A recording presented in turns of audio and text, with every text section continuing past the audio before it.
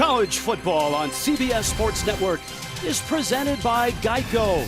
Mountain West Conference USA, Boise State UTEP on a glorious night in the West Texas town of El Paso. Hi, everybody. I'm Rich Waltz, along with Taylor McCart, former Rice quarterback. Sherry Burris will join us shortly. Aaron Taylor was scheduled to work. He's under the weather, so we called upon a terrific Conference USA quarterback, and I know AT had a chance to get you ready for the game. AT got me squared away before the game with notes, but also in my hurry to get out of Houston, I left the tie, so AT got me the tie as well. It's the biggest tie I've ever seen, but AT, thank you for getting me set up. Just to remind you what this guy accomplished at Rice, winning as quarterback in Rice history, 2 bowl appearances, and a Conference USA championship, which means you've played in this stadium against UTEP. They always play well here in this building. They do. The city of El Paso supports this team, and especially coming off the season in 2021 where they appeared in a bowl game, a lot of momentum. For a game like this tonight, you should expect a good environment. Let's start with Boise State and drop some Twisted Tea game day playbook. Start with George Holani. They love to get him the football everywhere. Every way they can get George Holani the football, they try to do that. We see an example of it last week against UT Martin in the ground game. Really good in his lateral quickness. You see him getting up the field, and then he finishes runs well at the point of contact, and then also through the air. He's an effective catcher, out of the backfield, pass catcher for them, and he's a weapon for this offense. Having a sure-handed running back is huge in both those phases. Most people say that UTEP is better than their 1-3 record, but they can't afford 7 turnovers, which they had last week against New Mexico.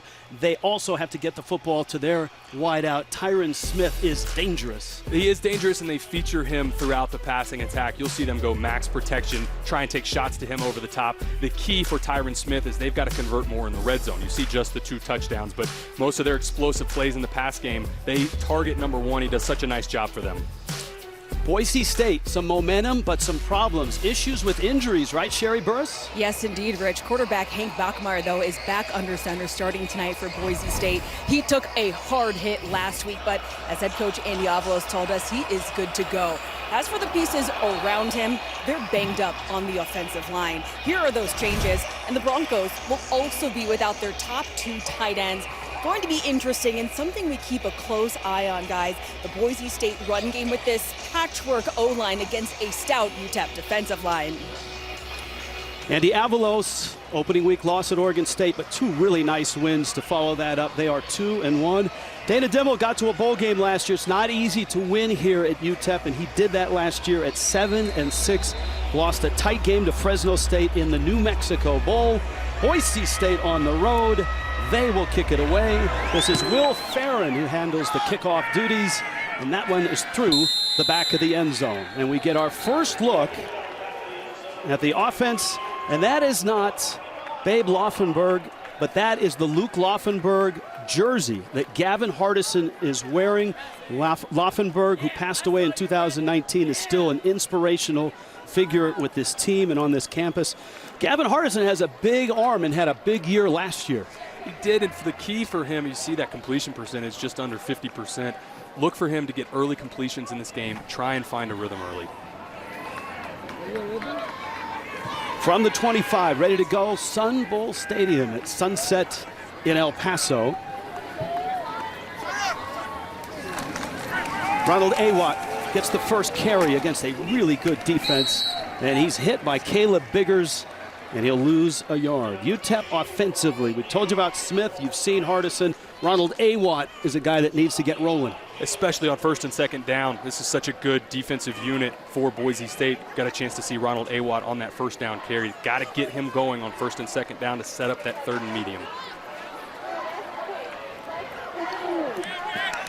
Miners will use a fullback, which is rare in the game these days. James Tupou in the backfield with Awatt. It's a big offensive line, especially on the tackles. Awatt again, and he is stood up by DJ Schramm, one of the linebackers. This may be the best defense that UTEP faces all year. They might be better than Oklahoma, even on the defensive side of the ball. DJ Schramm in the middle, their leading tackler, but they've got playmakers across the board. It's at all 3 levels with a Jackson Cravens or a Scott Matlock up front, and then J.L. Skinner, number 0 at safety. Watch for him. He is a thumper. He'll come downhill and light you up. One note, Ezekiel Noah, who normally starts at linebacker, is out for the game. Brandon Hawkins getting the start in his spot. That's a big loss. And this is 3rd down and 9. 3-man rush.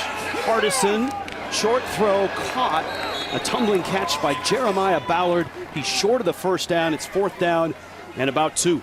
Empty early for UTEP, and one of the keys that we talked about, a tough 1st and 2nd down, set up a 3rd and long, and this is one of the best units in all of college football on the defensive side. A sure-handed tackle there on the back end, but that's going to be a key throughout this game. UTEP's got to get ahead of the sticks.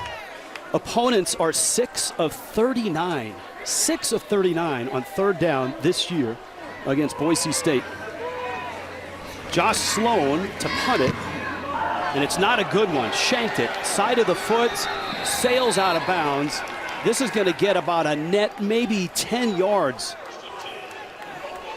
In fact, they'll mark it at the 40-yard line. That's a 7-yard punt. Ouch.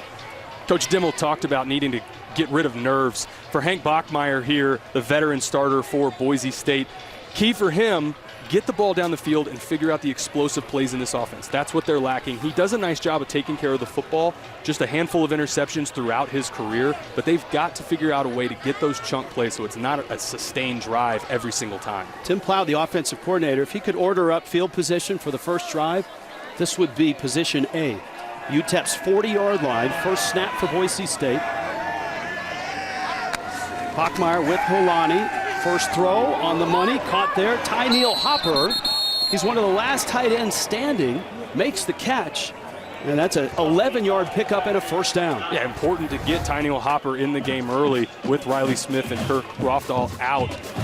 He had a drop last week. It's nice to see, as a pass catcher, you want to get the ball early, shake that off. It's nice to see him involved in this offensive scheme early. Polani in the backfield. Boise State has changed their running scheme this year.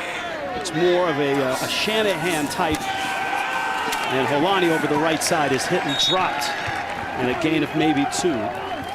How do you patch together and make this offensive line effective tonight? Well, it's an opportunity for some young guys to step up. And the way that you're effective is you keep it simple. You stick to what you know best. That wide zone, that Mike Shanahan, Gary Kubiak run scheme that Boise State's known for. Everybody be sound in your 111th and, again, have to establish the ground game early. Again, if you've just joined us, Boise State without 2 starting offensive linemen and their 2 top tight ends coming into this game. Bachmeier with time running out of it. Maybe a face mask there. The flags are down. And Bachmeier, who was hit more than any quarterback in football at this level last year, survived to at least get rid of it. And this is going to be 15, you would expect.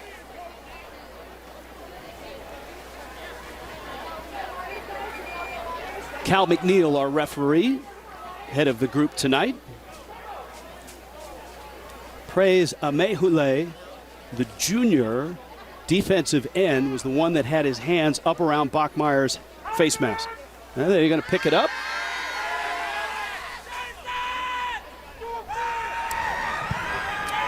Personal foul, face mask, number 23, defense. Intentional grounding, number 19, offense. Those penalties offset, replay 2nd down. Well, look, as I'm talking to a quarterback here, can you really control where you're throwing it if a guy's yanking the face mask? I'm surprised this got called on the field. A lot of times this will get looked past if you see the quarterback's head get spun halfway around. It was intentional grounding. He's still within the pocket and the ball doesn't pass the line of scrimmage, but I am surprised that was called, and how big is that those penalties offset for Boise State? They would have had phenomenal field position. Tough to see out of your ear hole at that point in time. So we do it again. 2nd and 9. Ball sits just inside the 30-yard line of UTEP. And Holani, UTEP's defense is better than their stats. They've been on the field an awful lot. They've got some playmakers out there, especially their linebackers. I think it starts in the middle with number 10, Tyrese Knight, and then Cal Wallerstedt as well. Tyrese Knight, that's a bully in the box. He'll come downhill, set the line of scrimmage as well, and it does start in the middle with them. They're their 2 leaders on this Miners defense. Third down 7. First drive for Boise State.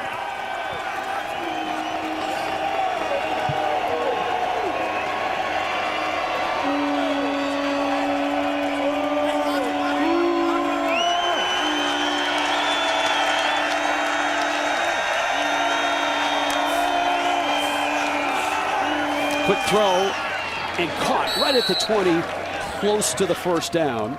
That is Billy Bowens. Where they mark it will depend on whether they get it, and I think they've got it. Bowens with the catch. That's a first down. Simple, quick slant to the boundary, and Hank Bachmeier does a nice job as you take a look on the right side of your screen.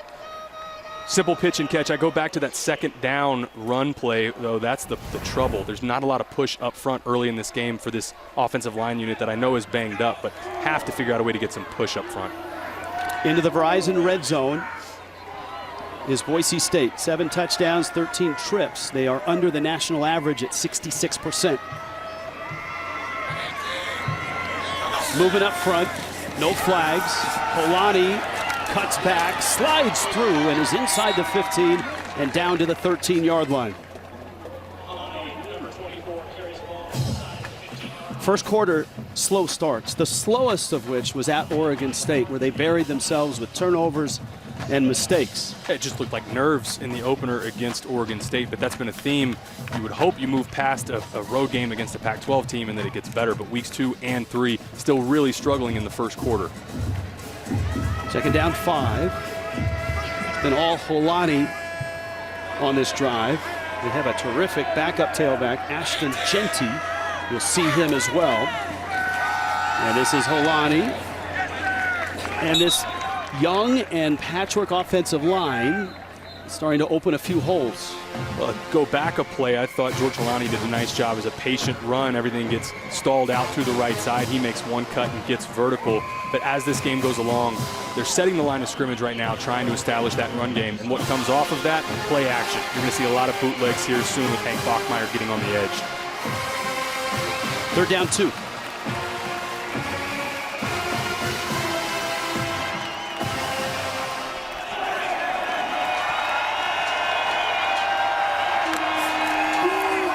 Holani straight ahead, has the hole and has the first down.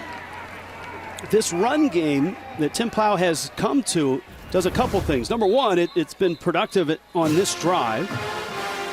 And number 2, it helps protect Bachmeier and it eats clock. And take off those shots that you talked about last year. He was hit more than any other quarterback in FBS, and that's a key to this offense. That's also why they huddle now. A lot of this goes into trying to protect 19. And he handles the run game much like an NFL quarterback does. He has a lot of latitude and responsibility. From the 9. Bachmeier play action.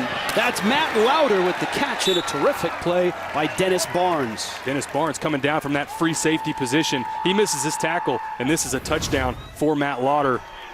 Take a look coming onto the left side of your screen. Matt Lauder slips out, just a simple bootleg, and there comes 13 flying downhill. That's a really nice play from the free safety position by Dennis Barnes. And now you've got an interesting call from Tim Plow here inside the 10-yard line. To me, this is 4-down territory. You've established the line of scrimmage. You're running the ball well. If you pick up a decent chunk here, get to 3rd and short, wouldn't be surprised if they go for it on 4th. 2nd and goal.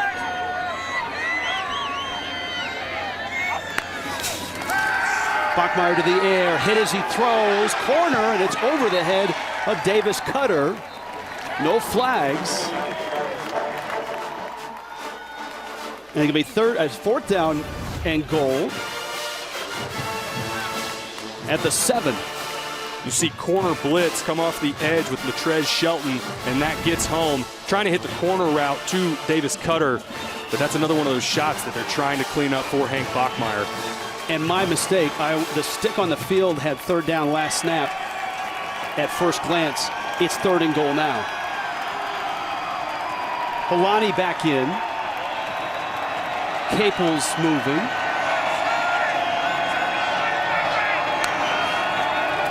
Blitz comes.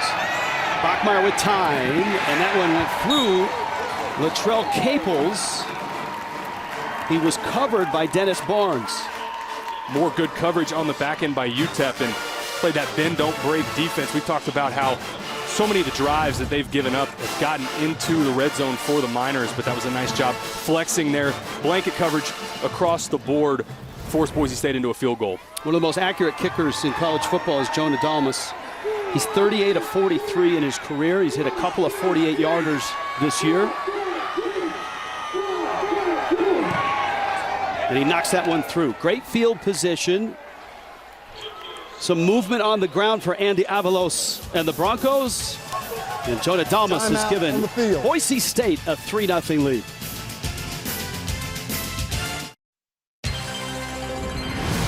College football on CBS Sports Network is sponsored by Geico. Save even more when you bundle home and car insurance. By Verizon, the network America relies on. And by Old Trapper Beef Jerky. What's your beef?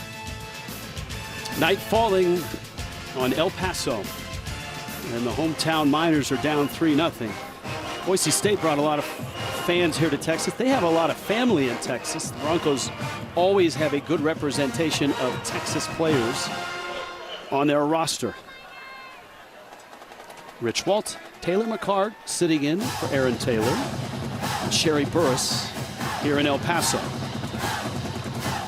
The second time that Will Farron has kicked off.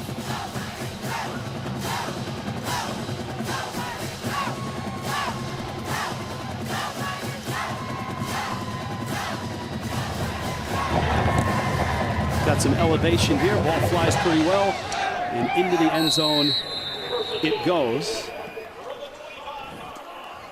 Acura brings us keys to the game. Taylor? Protect the ball on the offensive side for Boise State. Done a decent job of that already in this game in the opening drive, but struggled with it last week. I think that's why the game against UT Martin was so close. And then buckle down on third down. They do that so well on the defensive side, obviously. For UTEP, you have to figure out the chunk plays. You've got to get, especially against this Boise State defense, not going to have a lot of those 80-yard sustained drives. Win the line of scrimmage. That's part of what we talked about with winning that first and second down. Act 2 now for the Miners offense.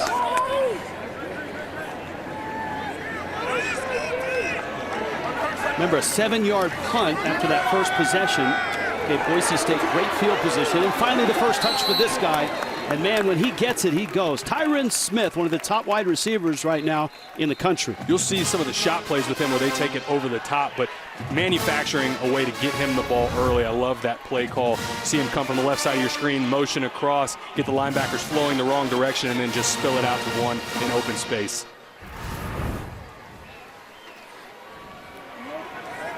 Fourth right now in FBS in yardage. He picks up 8 there. This is 2nd down and 2.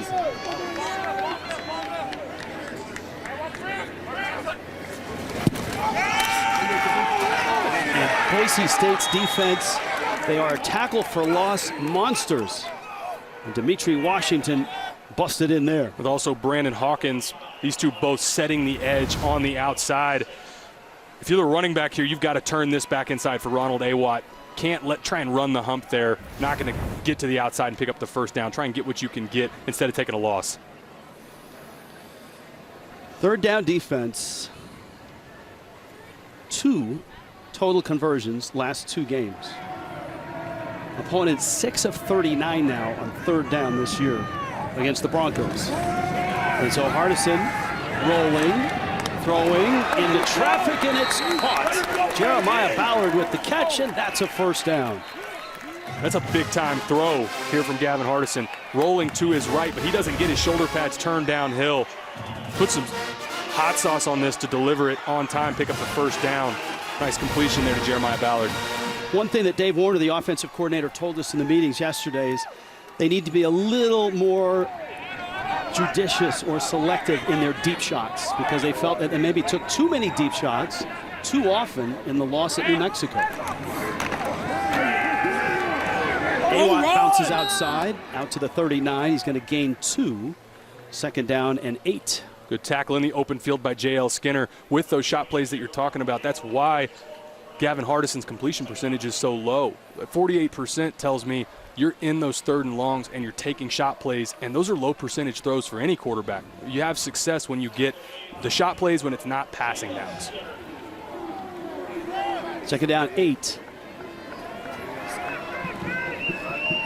It's an offense that's averaging about 332 yards per game. That's not great. And just 74 yards a game on the ground. Broncos bring 4. Hardison's flushed again. Gets outside the pocket. Another throw up the field. Caught it midfield. Coming back into the pattern was Ray Flores to make the catch and another 1st down. Another strong throw from Gavin Hardison, and for Ray Flores, executes the scramble drill to perfection. Your quarterback's in trouble. He's deep. Work back shallow. You see the arm strength again from 2 as he breaks contain. And this is what happens when you've got a quarterback with a live arm. It was a nightmare week last week for him. Hardison, 19 of 44, 3 picks at New Mexico. Part of a 7-turnover game for UTEP. A-Watt, boy, strung out and filled. That's J.L. Skinner, who is one of the better tacklers you're going to find. And early in this game, Boise State doing a really nice job of setting the edge. I think that's why you're not seeing these UTEP running backs able to run the hump. Dimitri Washington on that play, making sure you're not going to be able to run the hump to the outside, as you also see big Herbert Gums there in the middle. I mean, the rushing yards for the last 2 opponents for Boise State, New Mexico had 25 yards on the ground. Tennessee Martin had 26.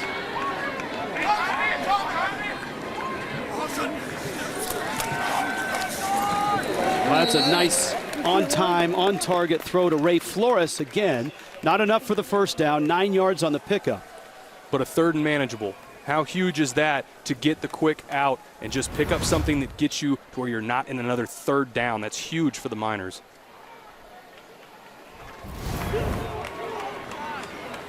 So 3rd down and 4 here and into Boise State territory.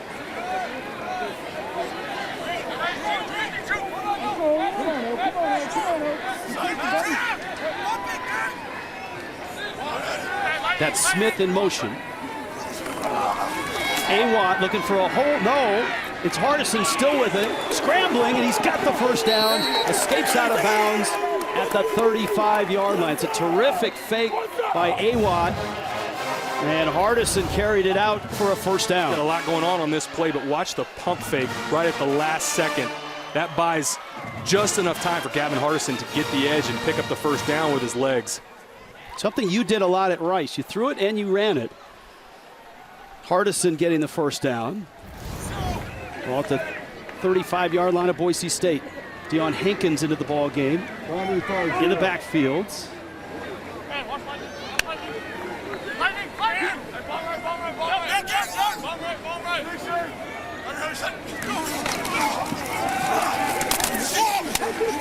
And that's Hankins' 1st carry. He bangs his way inside the 35, maybe a yard. DJ Schramm there to hit him. And Alexander Tubner coming downhill as well, trying to establish UTEP is that boundary zone. They're trying to run that stretch zone into the boundary, and right now Boise State's just winning at the point of attack. Really not much for the Miners on that side of the field right now. And Taylor, we haven't seen any shots downfield. Most of the throws have been mid-range, and that's worked out. Well, if you notice, Tyron Smith's being bracketed at the top. Got a free safety over him, and they're taking away outside leverage as well. That's probably a good reason why. 2nd and 9. Again, Hardison.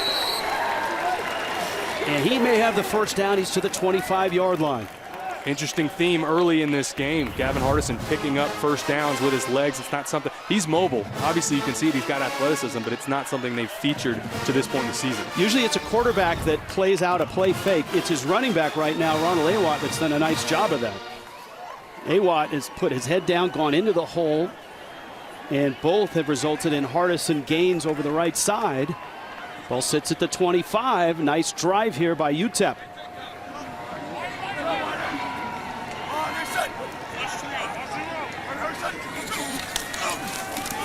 This is A-Watt. And he's got to the 21. That's a 4-yard pickup. And a positive play. Tubner again with the hit. Tubner, the sophomore out of Seaside, Oregon. And this is a banged up secondary as well. They lost Markel Reed, their best corner. That shuffled things out. course, Ezekiel Noah, starting linebacker, is out as well. Isaiah Banya, who sees a lot of time on the defensive line for Boise State, he's out tonight as well.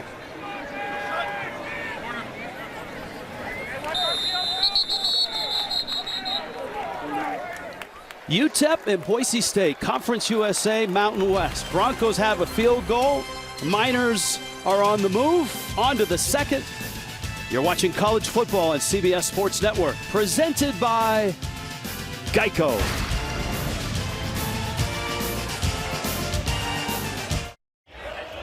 On to the second quarter. Boise State a 3-0 lead. This weekend is the American Football Coaches Association's annual Coach to Cure MD initiative. It's an attempt to raise awareness for Duchenne muscular dystrophy, a genetic disorder in young men. Thousands of coaches participating nationwide, including Andy Avalos here tonight. To learn more, go to coachtoCureMD.org. And for us to learn more, we go down to Sherry Burris. Sherry? Oh yeah, earlier this month, Rich, Broncos honored 13-year-old and 10-year-old Cooper, brother of Boise's cross-country runner Oakland Olsen. They get to meet Coach Avalos and some of the players. As you said, the goal is to raise awareness and funding. And so far, this effort has raised over $2.1 million past decade, Rich. All right, Sherry, thank you for that. It's a terrific initiative. Hats off to Coach Avalos and all the coaches that have participated. Taylor, right now, the UTEP's offense is clicking. It is. Long, sustained drive, and they're doing the little things well, not beating themselves. Second down, 6. Boise State, 21-yard line. Ground game has been there when they've needed it on this drive. It's Dimitri Washington with the stop on Ronald Awatt. Here's the summary. Both teams have had long drives. This drive is 12 plays, 54 yards. And Boise State on the other side, 11 plays, just 33 yards. They chewed up quite a bit of clock. I think this style of play is advantage UTEP if this plays on, because this is the type of rock fight that Dana Dimmel talked about. They want to turn this game into that style of play. Got a 3rd down and 2 here, just outside the 17. And Awatt has his feet knocked from him. That's a terrific play by Rodney Robinson, the junior out of San Diego, and now an interesting 4th down. And it's going to be a field goal attempt for UTEP. And I agree with this decision, especially early in the game. Try and have some momentum on your side as you see all the penetration from Boise State defenders there, but it's too early in the game. I agree with this field goal attempt here to try and get some momentum for your offense, especially when you're just down a field goal yourself. Gavin Beckley has made 7 straight attempts. He's 7 of 8 with a 54-yarder. This is from 35. Both teams with long drives that have eaten up clock, and both teams settle for a field goal. Dana Dimmel and the UTEP Miners at home hosting Boise State out of the Mountain West. So far, 3-3. Sunday, week 3, NFL on CBS. Terrific games. Patrick Mahomes and the Chiefs on the road against the Colts. 2 undefeated teams in Miami. Josh Allen's Bills clash with Tua and the Dolphins. Bengals and Jets. The day begins at noon Eastern. JB and the guys on NFL Today. That's all coming up Sunday on CBS. And Taylor, last weekend was absolutely nuts. I mean, the finish to the Jets-Browns, that was an all-timer. I looked away, came back, and could not believe that Joe Flacco, they got the ball again. Miami, I thought Tua looked phenomenal. I think he silenced a lot of haters, certainly. And then I love Jerry this week, trying to stir up some sort of quarterback controversy with Dak out. But absolutely, yeah, last Sunday was madness.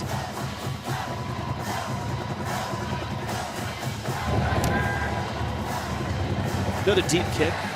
Taylor McCargus sitting in for Aaron Taylor. We wish Aaron well. However, we went back into our archives. This is you against UTEP back in the day. Yeah, sorry to the Miners fans. We dug up some tape from 2013. Look, we caught the Miners when they were having a down year. They were in the middle of a rebuilding program, and it was our 2013 year, and we won conference that year, but it was a big win for us. And so you return, not necessarily a conquering hero here, but incognito you slipped in, and that none of the without anybody noticing. None of the UTEP fans noticed. That's right. But we're glad you're here, wearing Aaron Taylor's tie, by the way, for good luck. And out of necessity, I might add. Bachmeier has a long throw and broken up. Isaiah Johnson with a terrific play on the sideline. Isaiah Johnson's in perfect position the entire time. We watch him rally to the football late. I don't know if that would have been completed anyway. I thought that was just a slow developing route, but a really nice job by 32 closing there.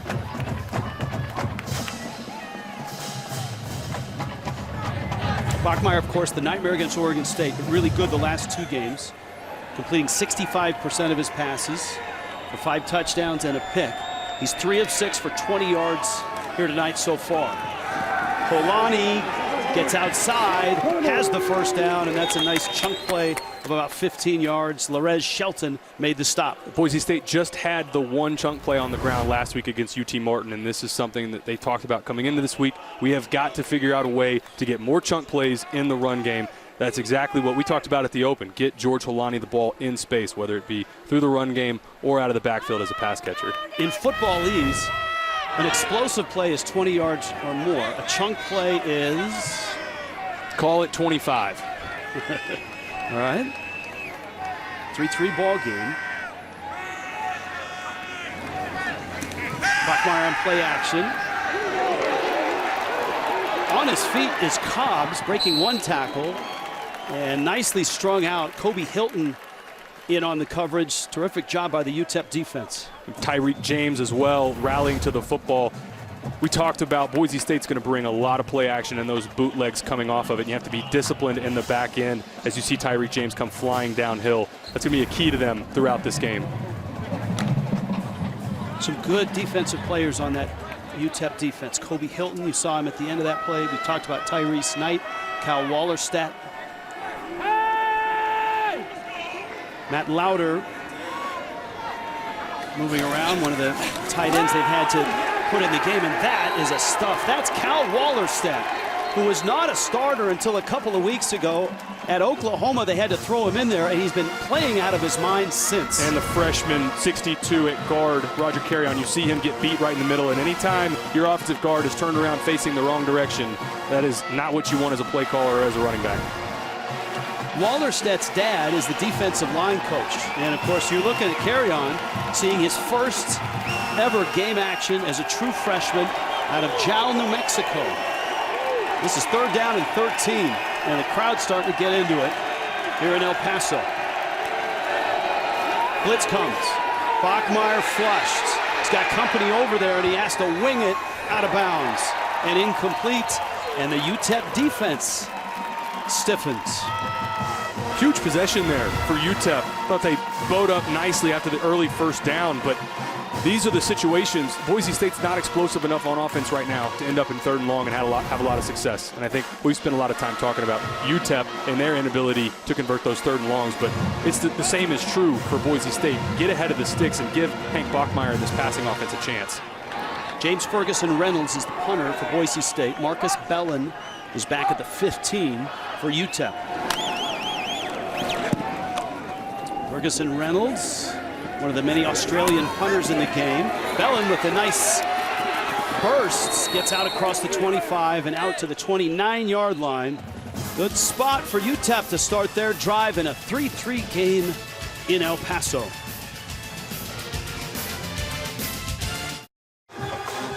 .3 here in Sun Bowl Stadium, Boise State, UTEP. Start your Saturday on the pitch. CBS Sports Network brings you highly anticipated WSL action. Arsenal, Tottenham, don't miss the North London Derby right here on the 24-hour home of CBS Sports. Gavin Hardson is clicking right now. Like, they're doing a nice job, Dave Warner, the play caller, of giving him easy completions. Those shot plays that they've missed, I think that's the reason his completion percentage is so low, but these are manageable throws. Some of these, when he escapes the pocket, is just being a playmaker, but that right there, a quick, simple out, that's easy money for Gavin Hardson. Give him more options with those easy completions. Keep that momentum rolling. And I don't know if you can feel it, but you can feel the energy has built in this building on the side of UTEP through the first quarter and a half of this game. And you see that completion percentage. 48% coming in, and the result, Dave Warner told us, was from all those deep shots, and especially playing from behind, as they did in their last loss at New Mexico. And straight ahead is Awat. DJ Schramm made the stop. I also like, for offensive coordinator Dave Warner, the commitment to running between the tackles, saying even if we have a drive where first or second down we get pushed back in the interior, you've seen them stay committed to it, get a nice chunk 5-yard carry there. Going back to what you said, what's a chunk play? Really anything over 20 yards, but you have to have them to have those sustained success drives. Second down 5. Neither team plays with a lot of tempo. That's a big change from last year with Boise State. UTEP has done a nice job of eating clock, and Awat fights his way forward, and he pushes all the way out to the 38, and he's got a first down. And Herbert Gums there in the middle blew that play up. But you're right. To this point, that's been the key for UTEP. You see Laufenberg, then Jersey Laufenberg. Again, if you're just joining us, Luke Laufenberg, the son of Babe Laufenberg, passed away in 2019. He was a tight end here at UTEP, and every year somebody asks to wear that jersey with that name, and Hardison started his year by asking for that jersey and keeping the Laufenberg name alive. Can he escape? He does, and then dives ahead and gets back to the line of scrimmage. Probably second down and 10. But it is such a big deal for whichever player has the honor of wearing the number 2 jersey. And Babe Laufenberg, the the analyst rather for Cowboys Radio, he came down, and there was a really nice video early this year of him at practice and what it means to him and for his late son. And it's such an honor for whichever player for the Miners gets to wear that jersey. And you know, you're a Texas quarterback, right? Born and bred and played at Rice. Along with that, when he made the choice, phone calls from Troy Aikman, from Roger Staubach, from Jason Garrett, all talking about the importance of leadership and congratulating him on making that choice. Deion Hankins on a play action. This is Hardison who's got a man. Caught there. Flores is in. Touchdown, UTEP. They take their shot finally, and Hardison hits it. Stay patient on offense. Everything's underneath, and last second, take the shot play. You got a flag back here late. Oh, flag at the 45-yard line. I think we may get linemen downfield here, because I thought UTEP did a nice job of selling this. 61 yards on the completion and score. Ineligible downfield, number 66. 5-yard penalty, replay, second down. And I think Dana Dimmel, if you can read lips, has expressed his displeasure. Well, that play took a long time, and anytime you have a play action fake like that, to me, this is set up. I thought this was a quarterback keeper. It looked for the longest time like Evan Hartson was taking off, but see linemen downfield, especially, gosh, you get 6-7 yards. You had really 2 there that you could have called it on. Wipes away an enormous play for the Miners. So from a 61-yard strike to a second down and 14, back at the 34-yard line.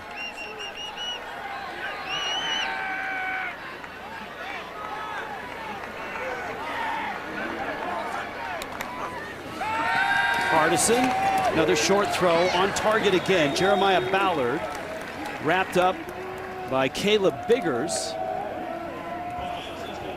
And they still have a ways to go now for the first down. They've marked that football right at the 41-yard line. This could be a third down and a long 7. Going back to the play a second ago, ended up obviously throwing it downfield, but sold it like quarterback run. I think it's interesting how much UTEP is featuring Gavin Hartson in the quarterback run game.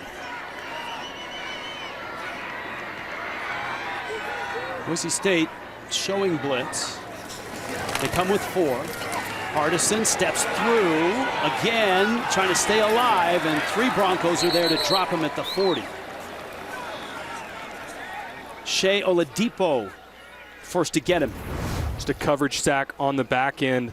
Boise State bluffs, blitz, drops and plays coverage, and again, just good coverage, nobody open, and a nice job by Gavin Hartson. Don't force it, get off the field, play field position. Your defense is playing well early in this game. Well, what could have been on that throw and catch by Flores.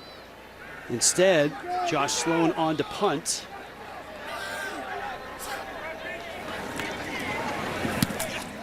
One of the better punters in Conference USA. Fair catch called for and made by Boise State.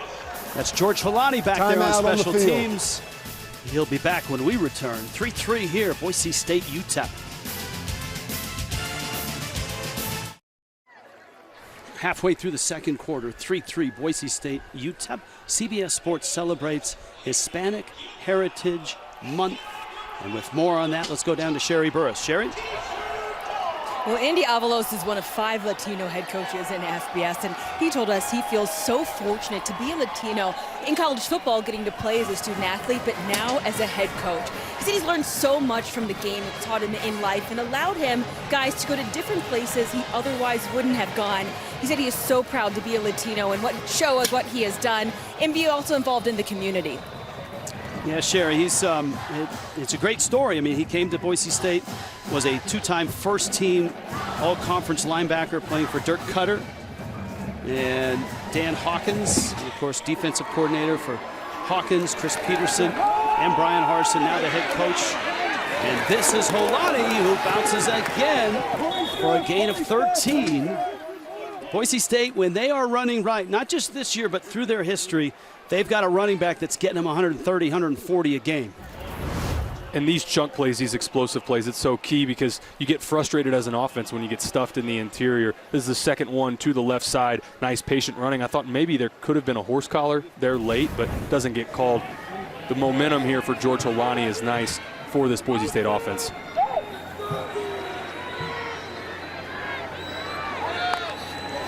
Bachmeier on 1st and 10.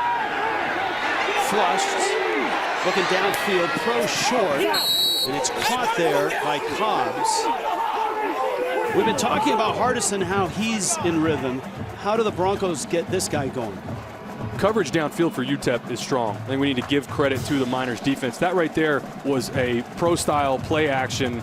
There's a 2-man route concept. They're running a post over top and a deep dig, and neither are open. And Hank Bachmeier is going through his progression 1 to 2, and then he's trying to scramble out of it. But right now, there just aren't Broncos receivers open. You can see from those numbers, been a good night for the defense. There have been some drives, but right now just 2 field goals in this football game.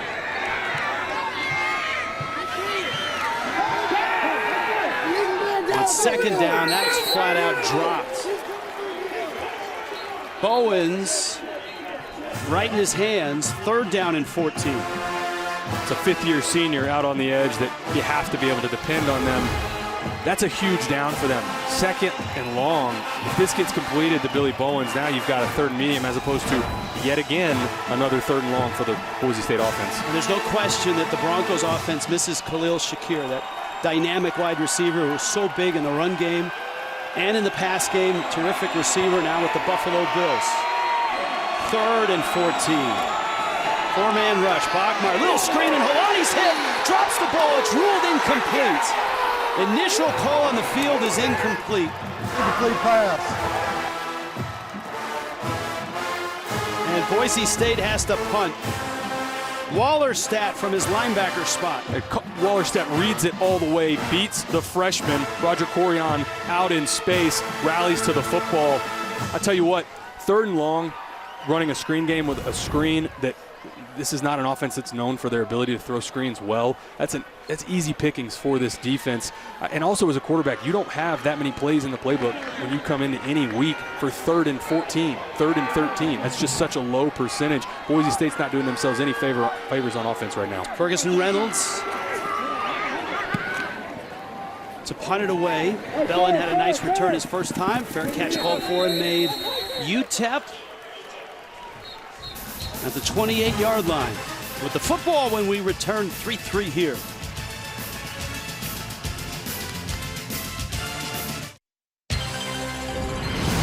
College football on CBS Sports Network is sponsored by Twisted Tea.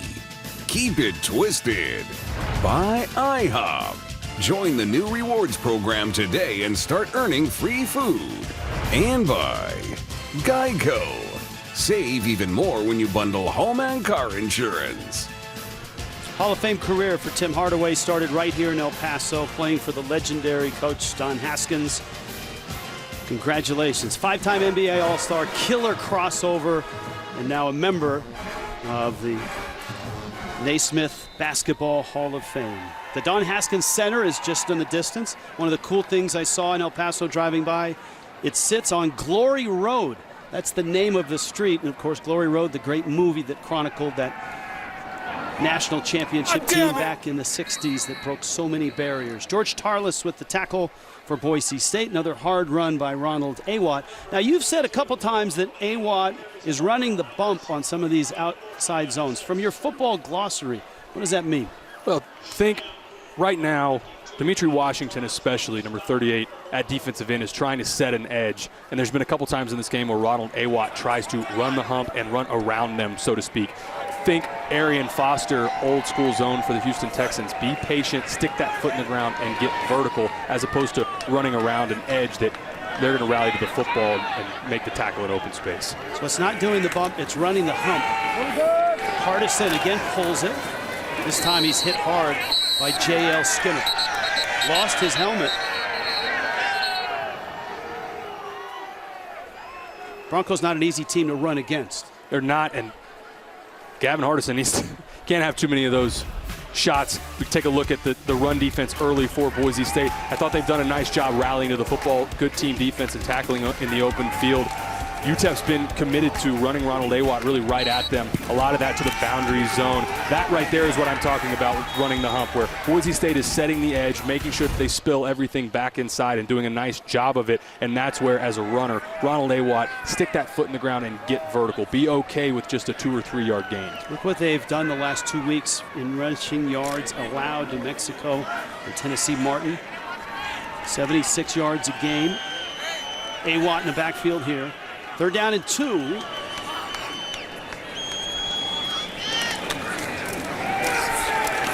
Initial hit, and he slides through it. DJ Schramm had the hit. Awatt got through, and that's a 1st down to the 41. If you're DJ Schramm, team's leading tackler for Boise State, you've got to have this in the backfield. Watch him come off the edge just right there in the middle. That's a missed tackle you don't see a lot of from Big 52 in the middle. And remember, we talked about Boise State's defense on 3rd down. UTEP now on 3rd down is 3 of 6. Deion Hankins into the ball game in the backfield for the Miners. Awatt now a lot of carries, 25 yards.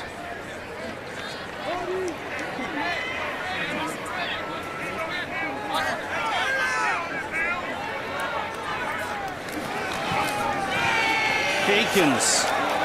And Hankins races across the 45. That's a nice gain. Gain of 5, 2nd down and 5. We got a defender down here for Boise State. Looks like big 21 Tyreek Jones there in the middle at the nickel position. He's been doing a nice job early in this game of defending Tyron Smith. Well, they are already down a bunch of starters. They can ill afford another loss. And we'll return to El Paso after this. 3-3, Tyreek Jones on that tackle. Looked like he got something that came through the face mask. You'll see him come downhill and get his face mask right on big Deion Hankins' thigh. Deion Hankins, the biggest running back out of this stable for UTEP, and that's going to hurt every time. Sherry, you've got an update?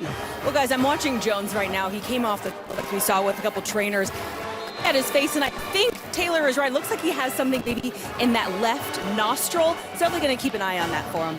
All right, thank you, Sherry. UTEP moving the football.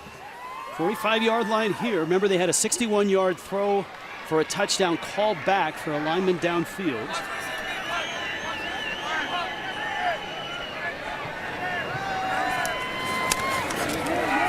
It's kind of an old-fashioned fullback leads through that right side, and this guy just won't go down. Deion Hankins, pile continues close to the 1st down. It's going to be 3rd down and less than a yard. The effort from that offensive line group, you can see how much this game means to this team. Stood up initially, this really looked like it was just going to be about a yard. And watch all the blue jerseys rally here.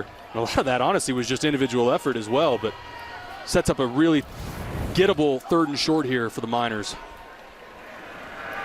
Already 3 conversions. 3rd down 1. There's not a lot of room anywhere, and a nice Seam for Hankins, who finds the daylight, has 4 yards, and UTEP impressively moving the football against a really good defense. That's an old school football right there with that 3rd and short. Give it to your 230-pound back. Let him spill off to the right side. And good lead blocking there from James Tupou at the fullback position. They had Zach Fryer, the backup tight end, back there as well. So 1st and 10, the ball's into Boise State territory, 46-yard line. Watt is back in. Gavin Hardison, 6 of 6, 48 yards. Of course, the long one for a touchdown called back.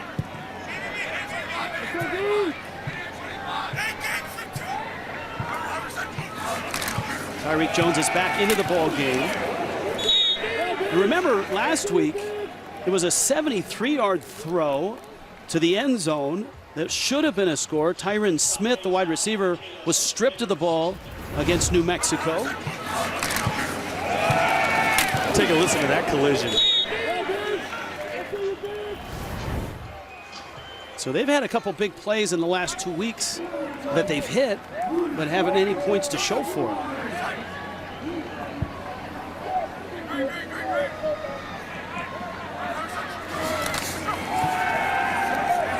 Hardison, got a man, caught there, Ballard, touchdown, no flags down, 43 yards.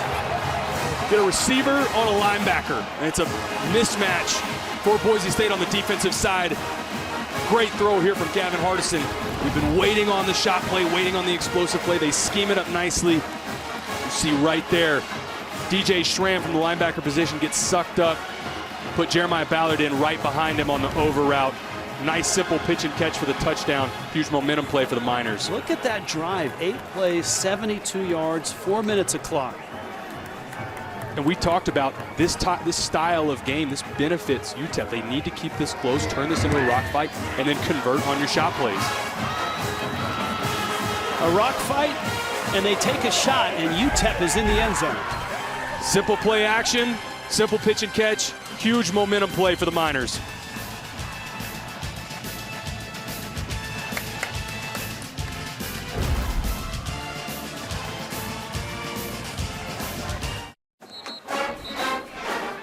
An astonished look there. 10-3, UTEP on top. These guys will be tuned into the Verizon halftime report, which is coming up. Brent Stover, Houston Nutt, Kevin Carter, Danny Cannell. Break down the game, get you caught up on other games around the country, all coming up on the Verizon halftime reports. Taylor McCart sitting in for Aaron Taylor, Sherry Burris, Rich Waltz. That guy has been terrific tonight. Gavin Hardison finding Ballard for that long score.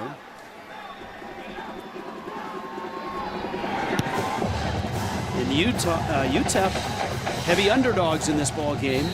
On top right now, 10-3.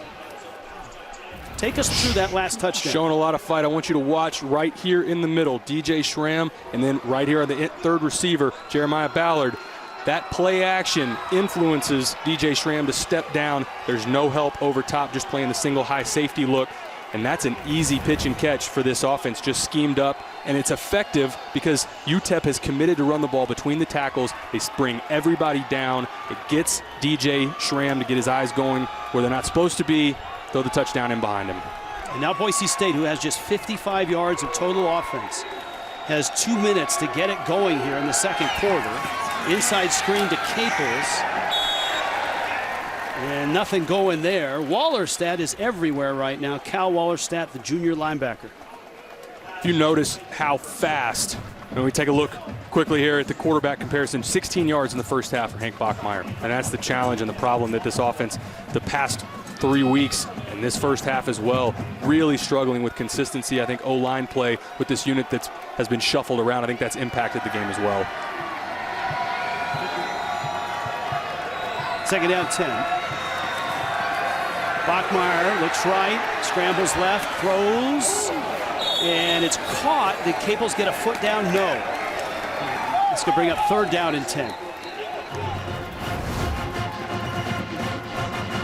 Take a look just at the last second. It was close there. Futrell Caples came down with this ball. Back judge came flying in saying it was incomplete. 3rd down 10.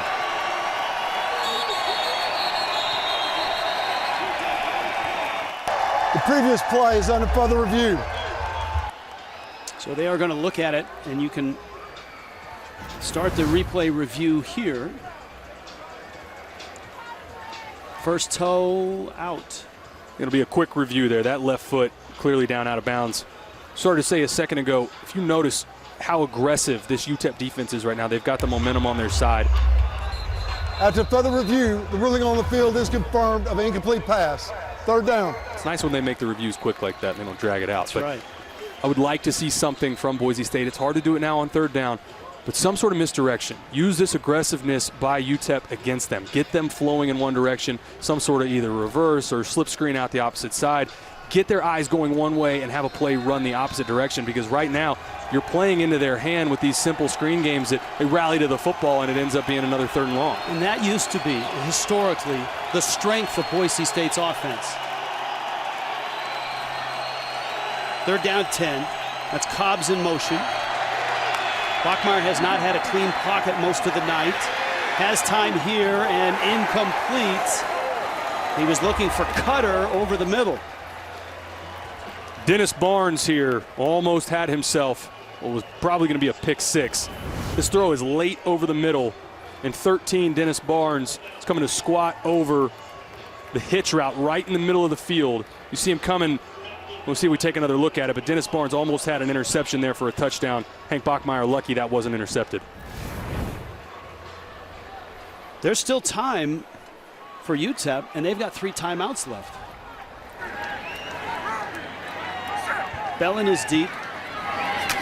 Ferguson Reynolds. Short kick.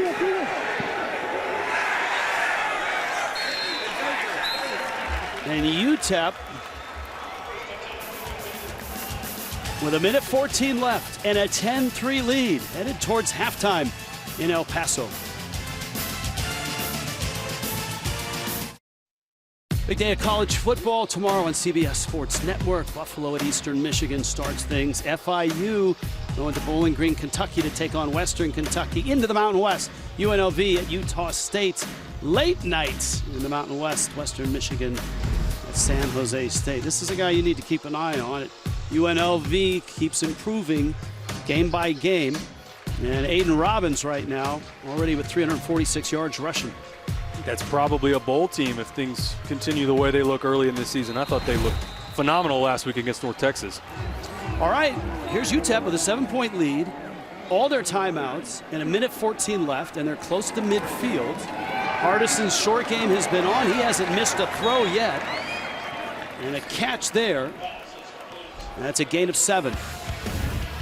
Just about everything went right for UTEP on the last drive. Had the big 3rd down conversion completed at the very end with the shot play touchdown to Jeremiah Ballard. 2nd down and 1. Hardison hit as he throws, and it's incomplete. No flag, although the officials are going to huddle. And they're going to confer. They're talking grounding here. And I don't think this ball from Gavin Hardison got back to the line of scrimmage. He escapes the pocket, but this looked like it came a yard or 2 short from getting back to the line of scrimmage. So again, to review the rule, if you're outside the tackle box, you've at least got to get it past the line of scrimmage.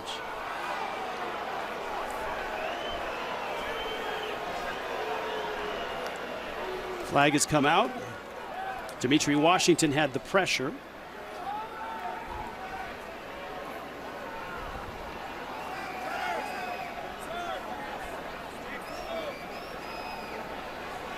We await the call. Officials right now are trying to explain this to Dana Dimmel. That's the delay here. Intentional grounding, number 2, offense. But quarterback was in the pocket. Ball did not get beyond the line of scrimmage. No receiver in the area. It's a loss of down, 3rd down. By rule, there's a 10-second runoff. UTEP has elected not to take a timeout and allow the 10-second runoff. The clock will start on my ready. This is so difficult as a quarterback. You're trying to do the right thing, trying to get rid of the ball. Dimitri Washington's all over you. You should take a look at Gavin Hardison trying to get away. Lucky that wasn't intercepted there in the middle by DJ Schramm, but it was a couple yards short. It's the right call. I know Coach Dimmel doesn't like it, but by the letter of the law, that was the right call. He said he was in the tackle box. Do you agree with that? Don't agree with that. I thought he escaped outside the tackle box, but the ball was short as well. They're down at 16 here. This certainly changes the complexion. You can see the play clock and the game clock started. And so now, just keep it on the ground. And if you're Boise State, you take a timeout, maybe take a shot. They'll take a timeout. 15 seconds left, first half. We're back in 30 in El Paso.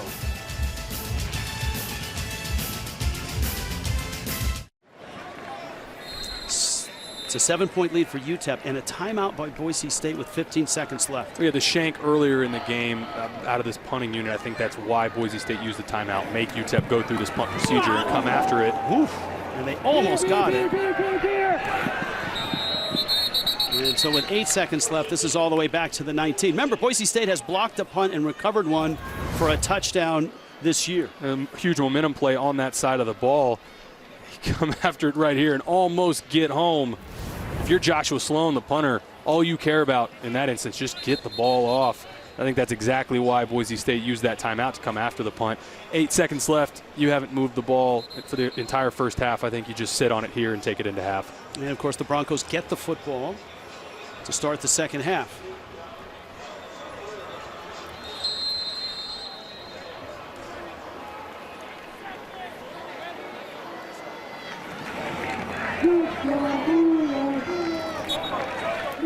This is somewhat of a surprise here in El Paso tonight. Andy Avalos and Boise State had won 2 straight. They felt they had momentum. Dana Dimmel and his team turned it over 7 times in a loss last week.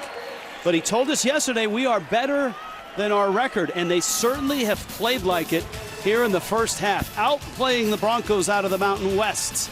After the break, Brent Stover and the crew in New York. 10-3 UTEP at the half. You're watching college football on CBS Sports Network, presented by Geico.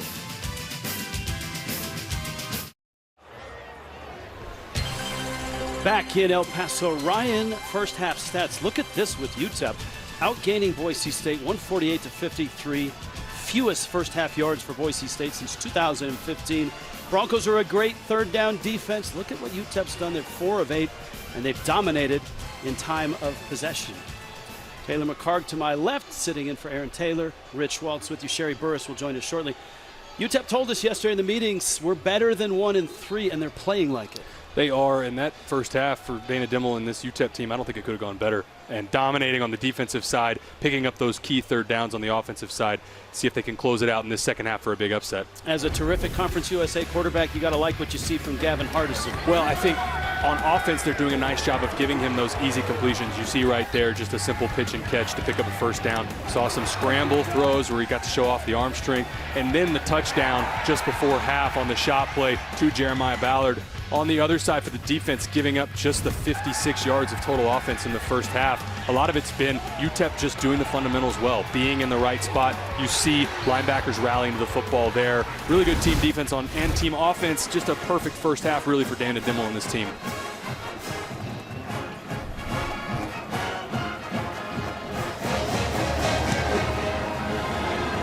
That kick sails through the end zone, gives us time to go down and say hi again to Sherry Burris. Sherry? Hey, Rich. Well, UTEP controlling the ball and time of possession. Coach Dimmel told me that is one of their strengths, and that's the way they want to keep it. As for Coach Andy Avalos, he said, yeah, we're not doing so well on third downs, leading to them not having the ball as much as UTEP. In order to get Hank going and this offense, looking to do better on first downs. And I asked him, is there a chance we'll see Taylon Green? He said there might be some opportunities for him to come in here in the second half. Something to watch for, guys. All right, thank you. And if you didn't follow that Oregon State game, Bachmeier was removed and Green played after that slow start in the season opening loss in Corvallis.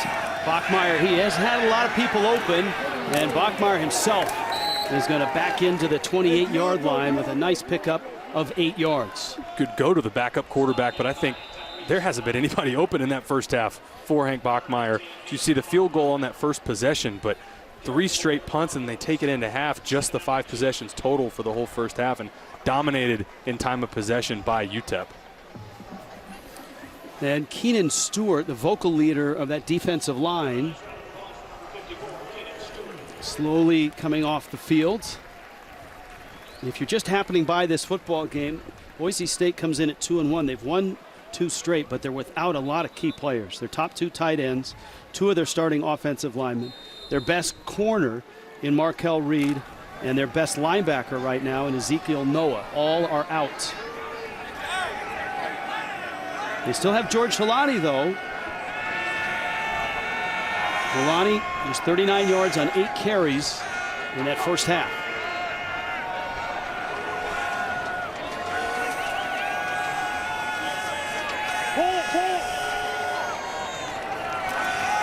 This is Helani in a hole that tightens up pretty quickly. Tyrese Knight, the senior, made the stop.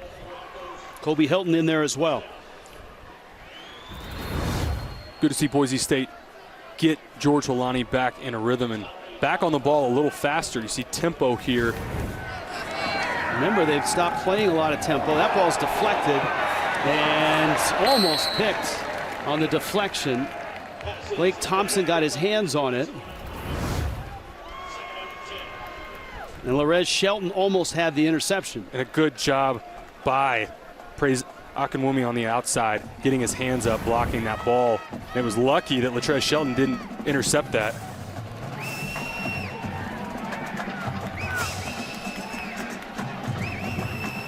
Second down 10.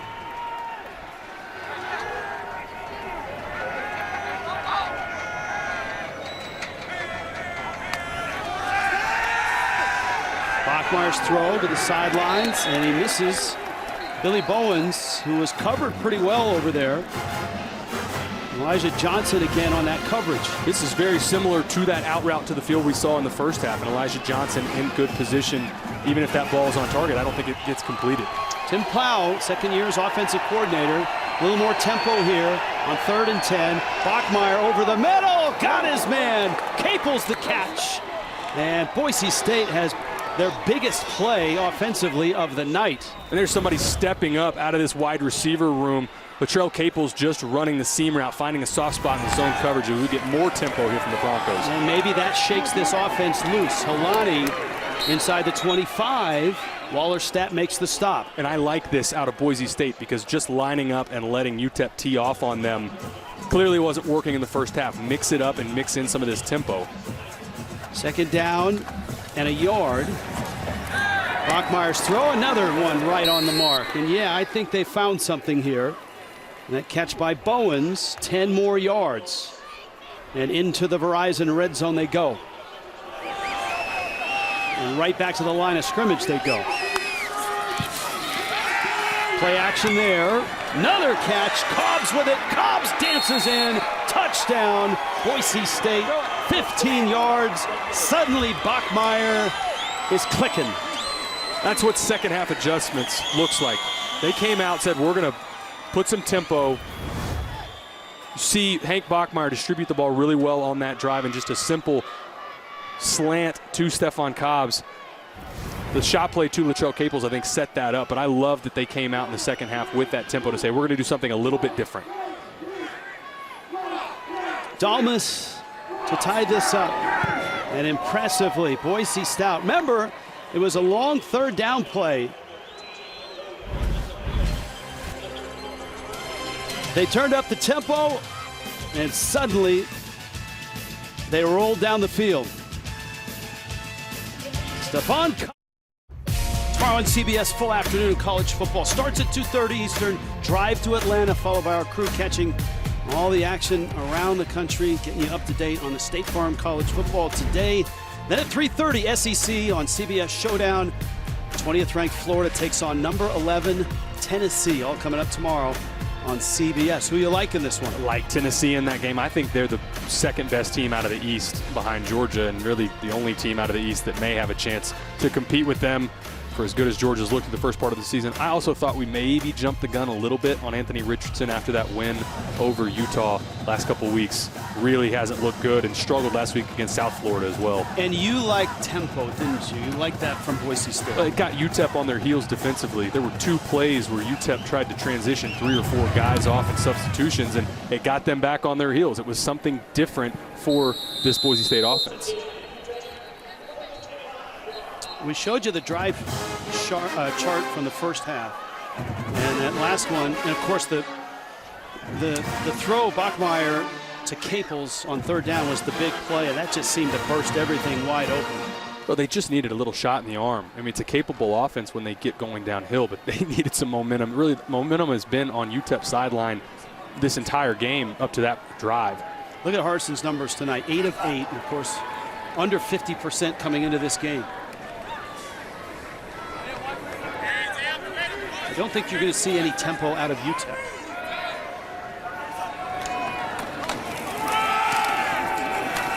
Hankins, DJ Schramm made the stop. We take a look at the first half possessions for UTEP. Got it going in that second drive with the field goal, but I thought the key for UTEP was just sticking with the game plan. Control the line of scrimmage, try and set up 2nd and 3rd and medium, and that's why you see Gavin Hardison with that 8 for 8. They avoided 3rd and long most of the first half.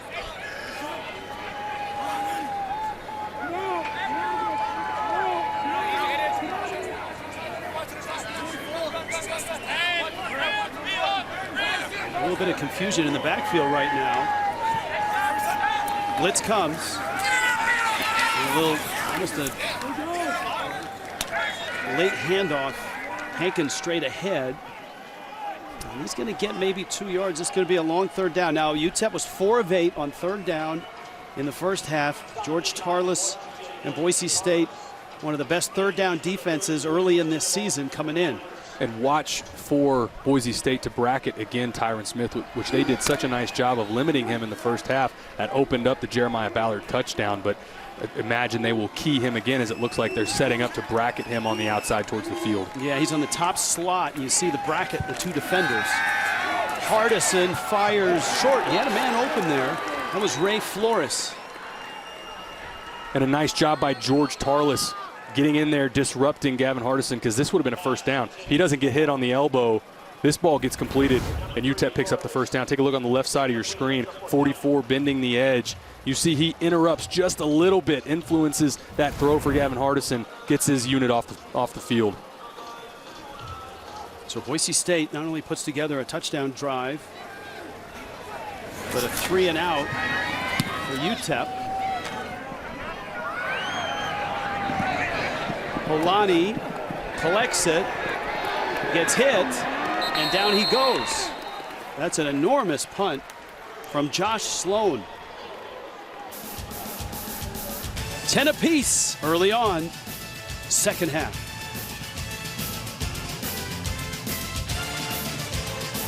A 55-yard punt. Boise State backed up with the ball, but they sure looked good offensively last time they touched it. Well, implementing the tempo, I think, was huge for Boise State on that drive. It started with Hank Bachmeier extending a play with his legs, and they got ahead of the sticks the majority of this drive. The big play right over the middle to Latrell Caples, and then the touchdown just on a quick slant to Shea Whiting. But tempo, again, it got UTEP on their heels. You saw those transitions with they were trying to get 3 and 4 guys off the field on back-to-back plays. I thought it caused a little bit of confusion in the Miners defense. We'll see if we get it here as they come out at empty, a formation they did not show a lot of in the first half.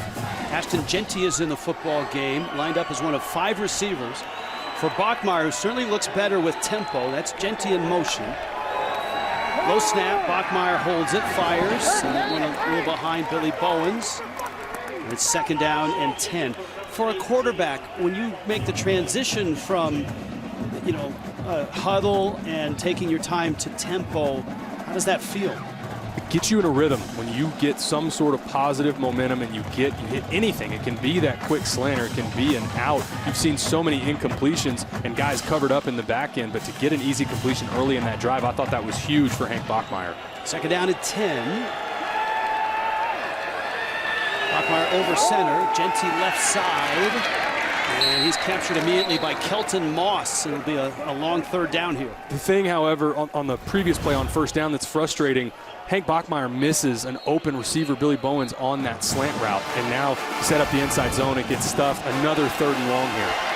3rd and 7. Bachmeyer, plenty of time here. Over the middle again, and that's over the head of Stephon Cobbs. Keenan Stewart didn't get home for the sack, but he influenced this play enough to force the high throw. That was a big-time play by the defensive lineman, number 54 for UTEP. Take a look right in the middle of the screen. Love the effort from the big guy fighting back through. And look, just over the hand of Stephon Cobbs, who just came off that touchdown on the slant a minute ago. That was a really important play for this Miners defense by Keenan Stewart. Remember, Boise State and Andy Avalos are missing 2 starters in that offensive line. They're starting center, they're starting right guard. And on 4th down, Ferguson Reynolds. Marcus Bellin watches that one roll up the sideline. Good roll for Boise State inside the 30, all the way down around the 27-yard line of the UTEP Miners, who came in at 1-3. Their one win was over New Mexico State last week. They turned it over 7 times and lost 27-10 at New Mexico. It's really hard to watch that game tape and figure out how good UTEP is when they turn it over 7 times. UTEP had 16 possessions in that game. 10 of them were either turnovers or turnovers on down. It doesn't matter who you're playing. You got no shot in a game like that. And I think that's been the answer for UTEP, is they've come out, they've played a clean brand of football in this first half and through the first part of the 3rd quarter.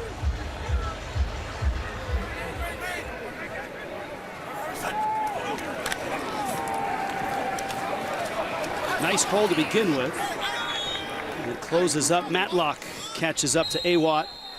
And you've got a lineman down right now. Andrew Meyer, the leader of that offensive line. He's the center. And Meyer is down right now. It was a gain of about 3. This would be a huge loss up front for the Miners. You talked about him being the leader. He's also at the center position. We'll step aside and return to El Paso after this. This UTEP offensive line has played very well tonight, but it looks like they may have lost their leader for a time in Andrew Meyer, the center, number 75. You just see bodies going in the wrong direction. That left knee gets buckled up on. Hope that he's okay. This is a key injury right there in the middle. Robert Mervin stepping in as the backup center. So there's Mervin. He's a senior out of Dumfries, Virginia. He's got 2 tough guys in front of him to block, and Scott Matlock, Jackson Cravens, and every now and then Herbert Gums. 2nd down, 8. Hardison sets up a screen. Caught there. That's Awatt, and he has a block and is knocked over at the 38. Got the first down. Brandon Hawkins made the hit. Gain of 9, and they move the sticks. That was sold so well up front, that offensive line group. And I was specifically watching Robert Mervin here in the middle.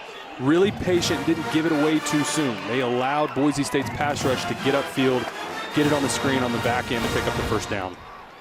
It's a great point. You saw in that replay, Mervin held his block, got out, made a block on the screen. It was a nice play. First play in action. I thought he did a really nice job. Hardison had the lowest completion percentage in the country through 4 games. But not tonight. 9 of 10, as you saw. A touchdown, 107 yards.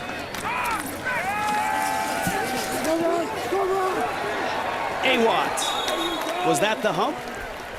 That was just blocked well on the left side of the offensive line. And this is the piece that I'm most impressed with, maybe out of this entire game, is the UTEP's offensive line, their ability to win at the point of attack. Look on the left side, you see climbing to the 2nd level, a really nice job by Steven Hubert, winning on the outside, and then a nice patient run to get it to a 2nd and short. But I think UTEP's offensive line between these 2 units has won to this point in the game against Boise State's D-line. 2nd and 1.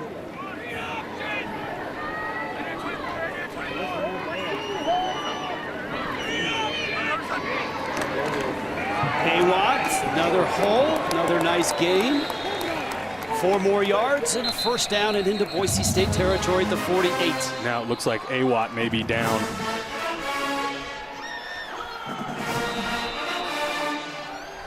Awatt, the senior, out of Lubbock, at 115 yards against New Mexico State.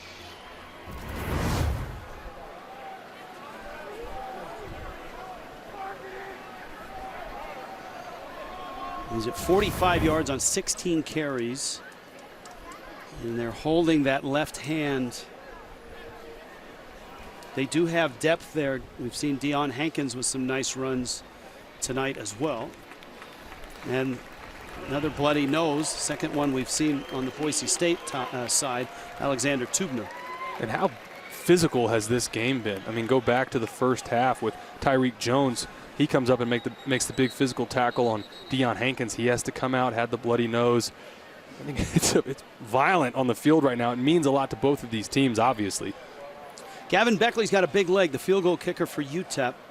Has a 54-yarder this year. They're not quite in that range yet.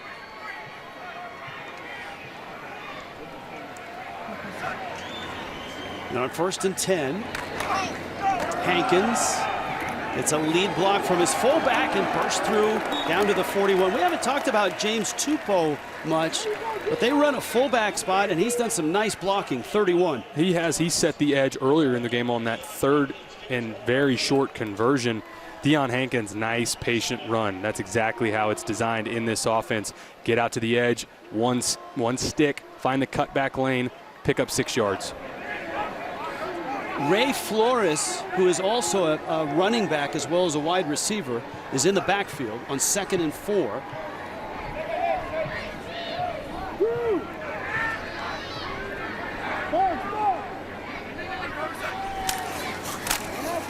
And this is Flores. And Flores has got some speed and a nice gain inside the 30. DJ Schramm pulls him down from behind. Now they're in field goal range. And a 1st and 10. I'm telling you right now, this unit up front for the Miners is winning at the point of attack. They've got their backup center in the game. They're down their star at running back, and Ronald Awatt still moving the ball at a decent clip, 8, 9, 10 yards most of the time on the edge. And Flores is a local kid out of El Paso, 6 foot, 205 pounds.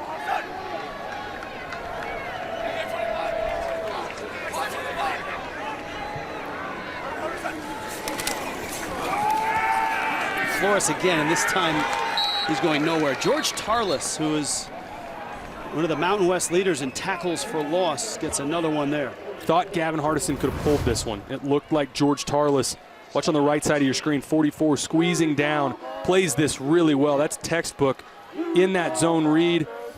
Thought maybe, though, there was a chance for Gavin Hardison to pull that ball and try and get on the edge.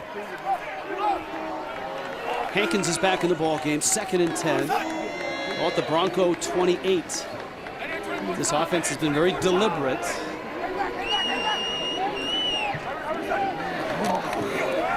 Hankins. Tarlis again on the tackle. We'll bring up a 3rd down in field goal range, but a 3rd down at about 7 at the 26. Pre-snap, Jeremiah Byers widened his splits by just about a half step, and the linebackers for Boise State keyed on it and collapsed in on that play. That's something to watch for this UTEP offense. Can't give away those keys as we get a key 3rd down here.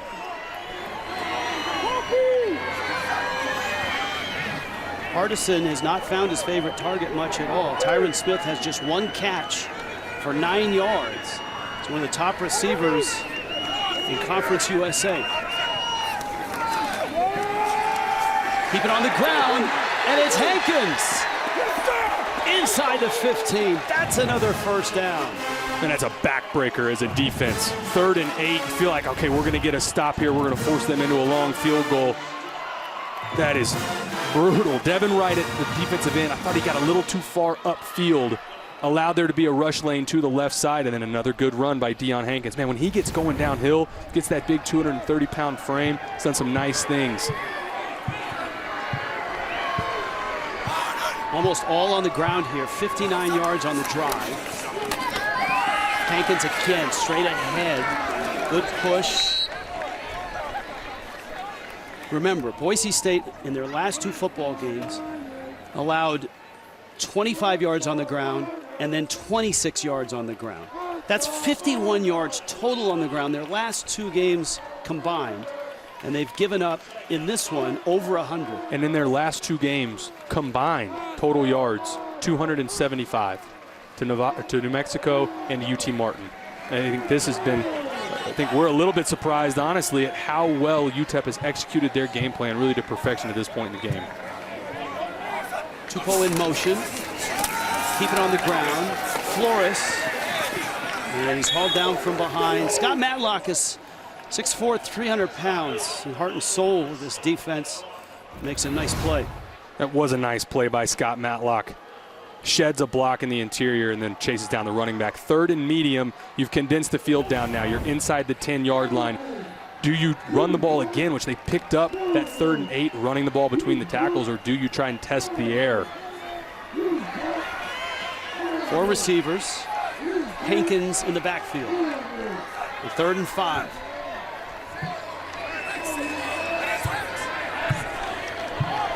Hardison is 9 of 10. High snap, awkward handoff, and Hankins is not going to get the first down. UTEP's lucky. Gavin Hardison sticks that right hand up. This ball almost goes over his head. Look at that. That would have been a disaster.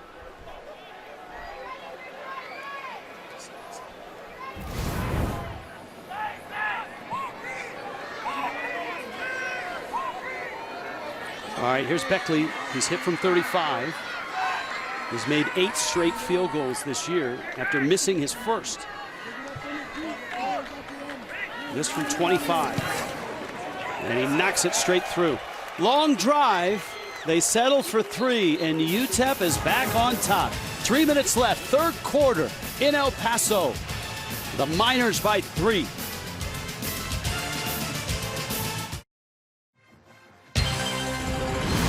College football on CBS Sports Network is sponsored by Ryan, a leader in global tax services and software solutions. By Acura, precision crafted performance. And by Reese's Peanut Butter Cups. With Taylor McCart, Rich Waltz, Sherry Burst down below. UTEP surprising right now, up 13-10. Late 3rd quarter. This UTEP offense, 216 total yards. And it's almost an even split. 107 through the air, 109 on the ground. Boise State just 131 yards. They've struggled.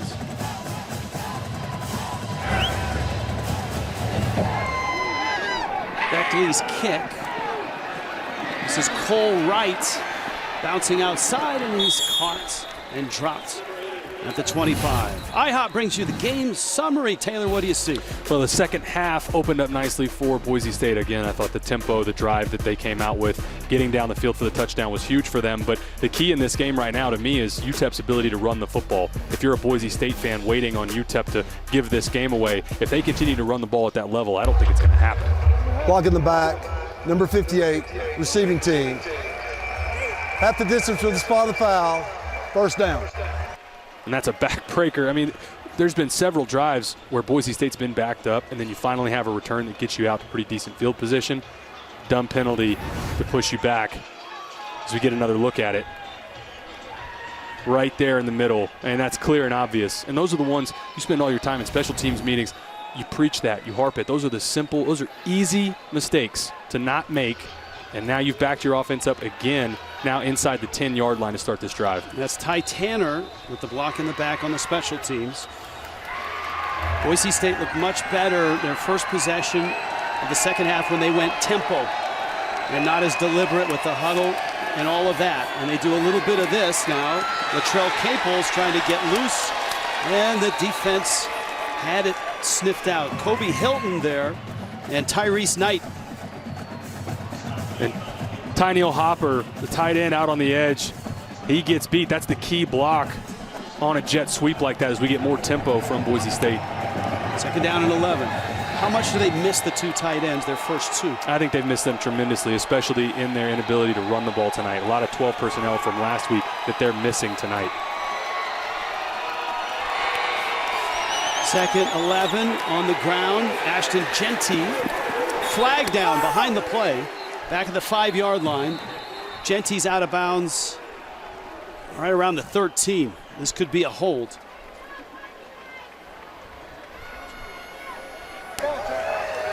Holding, number 62, offense.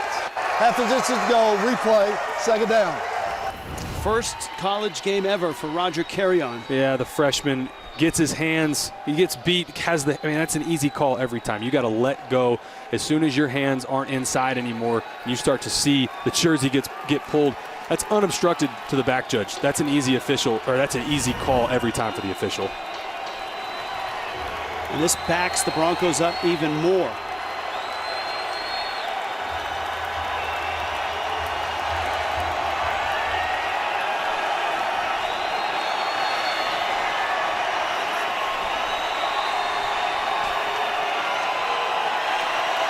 Getting louder here. Hit Holani in the end zone, but I think he got out with some progress. Not a safety. Brighton Thompson, Cal Wallerstedt in there. Last second, I agree with you. I don't think this is a safety. I think he got out to about the half-yard line. But look at this just across the board. UTEP defensive lineman winning. Tavite Tafuna right in the middle. I thought that was the key to that play, forcing another 3rd and forever for Boise. I think UTEP may have had too many men on the field. They call a quick timeout. Timeout, UTEP, their first timeout of the half. 32nd and late. Another look. Right there in the middle of the screen again. Tafuna does a nice job. And that's closer than I originally thought because his momentum, he's not getting pushed back, and it's right at about the goal line. It'll be interesting to see if there's a shot right down the goal line because, again, it was called at the 1-yard line on the field, so is there enough to overturn that? Oftentimes for a coach, when you are backed up to your goal line, you're just looking for some space. Here's the best look that we have at this. That, to me, right there, that's interesting because he takes that half step back on his own power. I don't know if it's enough to overturn this. And frankly, it doesn't even look like right now that they're looking at it, but that is extremely close. So, I mean, this is usually straight ahead, try to get a few yards, but it's 3rd down. It's 3rd down at 17. This is try and get out of your own end zone and give your punter a chance. I don't think you're going to see them go for it here. Try and give, the punter right now is going to have his heels on the end line.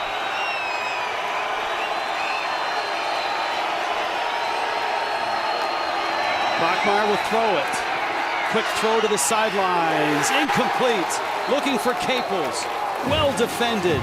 Josiah Allen.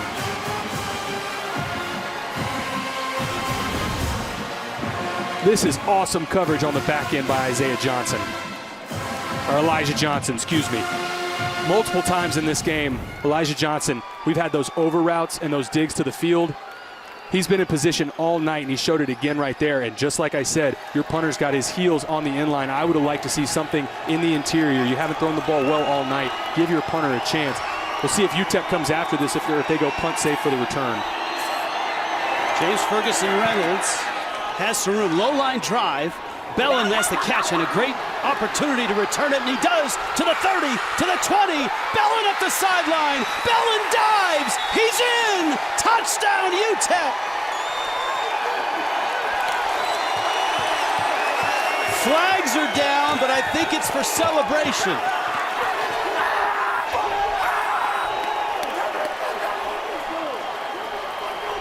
Marcus Bellin caught it in stride, and he was gone. After the play, unsportsmanlike, number 26 on the receiving team, coming off the bench without his helmet to celebrate. 15 yards will be assessed on the kickoff. All right, so there's the penalty. Let's take a look to make sure he stayed in bounds. He got the pylon with the football. Let's watch the feet. We'll get a better look at it right here, right at about the 3 or 4 yard line, right? No, he's in. That's a clear touchdown. This is all set up by your punter having to get the ball off. Is under further review. They'll take another look at this. This should be a quick review. I think this is a clear and obvious touchdown, but that is all set up by your punter having to have his feet on the end line and get the ball off quick. Because if you notice, it was a one-step punt. The ball got 10 feet off the ground as a line drive, set up the easy return, and then obviously credit to UTEP setting up the fantastic return that gets capped off with the touchdown. But that all starts with that 3rd and long that Boise went for and didn't pick up. I don't think there's much question here. Feet are in. Further review, the ruling on the field is confirmed. Touchdown. The credit to this crew with Cal McNeil, both the reviews tonight. They've gotten in and out of them quickly. But what a momentum play. And we talked at the Open about this environment. This is a tough place to play. And I know the 1-2 start was rocky for UTEP, but anytime they have a big game, especially in primetime, like we said at the beginning, look at that. That's what it's all about. I mean, that is what it's all about in a game that you were a heavy underdog against. And now you've got this Boise State team on the ropes. Bellin is the conquering hero. The defense certainly set it up. And special teams has given UTEP their first punt return for a touchdown since they did it back in 2016. You were just out of pads at that time. But in a close game, your special teams can be what tips the game in your favor one way or another, whether it's a blocked punt that goes against you or you return the punt. But that 3rd and long, and when we'll take another look at it, this ball gets caught on a line drive. They've got return middles set up. UTEP did not come after it. And you see a hat on a hat. Nobody even gets close to Bellin. And I think, again, I go back to it. I would have loved to see, if I'm Boise, run something between the tackles, try and get your punter a little bit of breathing room so you can play field position in a game that was just a one-score game at the time. There's a minute left in this 3rd quarter. And again, if you're looking at Hardison there with the Laufenberg jersey, we remind you that it's Gavin Hardison, Luke Laufenberg, who passed away. Still remembered here by that jersey and that name. And he'd be really pleased right now. 20-10, UTEP on top.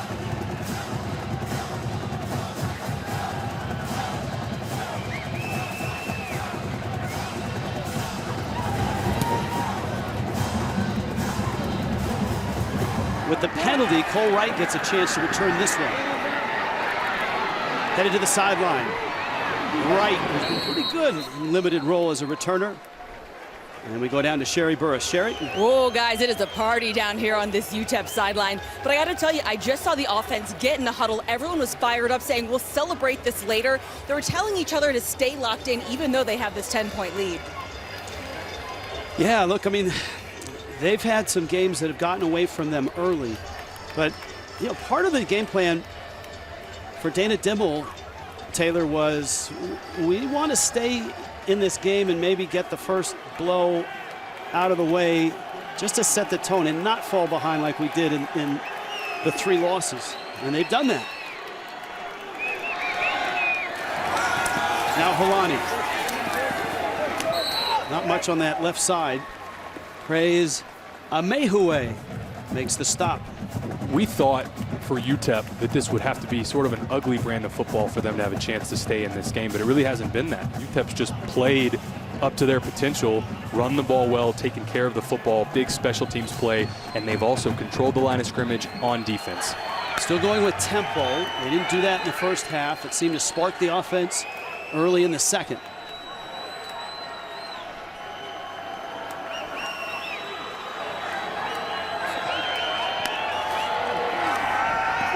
Lonnie cuts back, gets out to the 40. He's still 2 yards shy of the first down.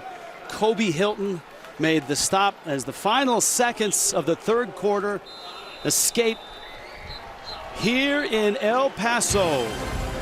Sun Bowl Stadium, where the Miners are always tough, and they are tonight. With a 10-point lead headed to the 4th, you're watching college football on CBS Sports Network, presented by Geico.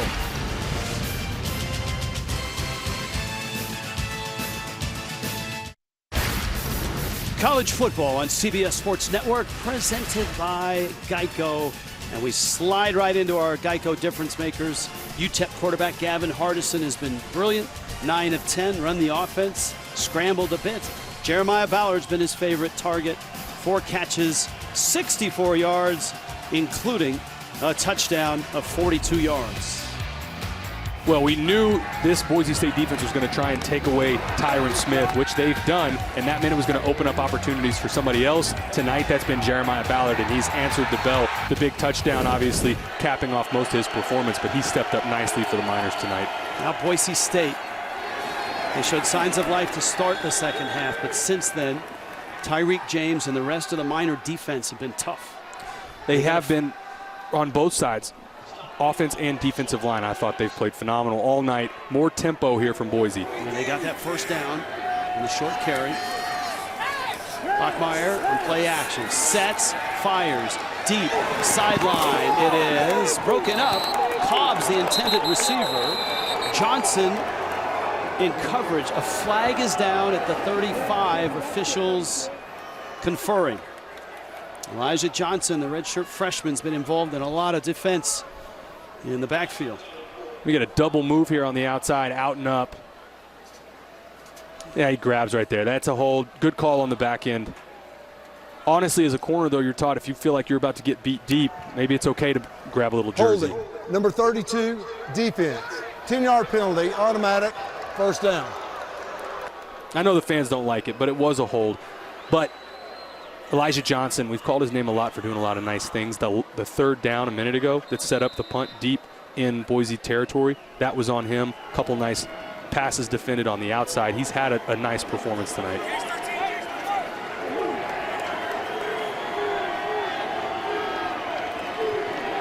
Just inside UTEP territory, Capel's in motion. And Holani breaks a couple tackles and makes a big positive out of what would have been a negative play. Tyreek James comes down from the safety spot, has an opportunity for a big tackle for loss right in the middle of the screen. You got to make that play if you're Tyreek James. 10 yards on the carry, another first down. Holani again. This time the hole is bigger, and Holani scampers to the 34. That was 2nd and 1. Now this 1st and 10 here. And they're going tempo, no slowing down. It seems to put them in a nice rhythm. Bachmeier blitzes on, has time, again deep, Cobbs, contact, and it's incomplete.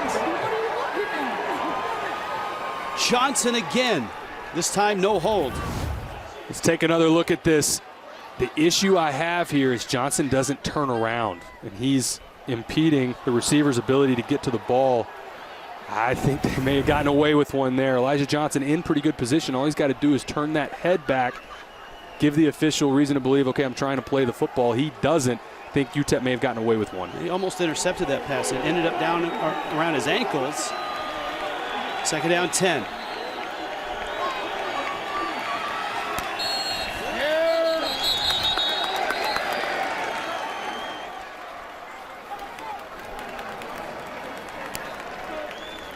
Prior to the snap, false start, number 62, offense. 5-yard penalty, 2nd down. That's Carrion again. Just a flinch. Freshman's had a rough game. This will be a learning point for him, though. I mean, true freshman in a big spot. He'll get better, but a couple missed blocks, especially in the screen game, the false start there. One thing the Broncos haven't done tonight, they haven't thrown the ball to Holani, who is their leading receiver coming in. Capel's in motion. Bachmeier scrambling. And he's going to have to eat that one and throw it in the seats. The key point for George Holani in the passing game that I've noticed tonight is they're leaving him in protection, which they did right there. And I think that speaks to UTEP's ability to get after the quarterback, even when they're just rushing 4 defenders, which if you're a Boise State fan, that does not bode well for your offensive line if you're having to leave your back end that's so good out of the backfield catching passes.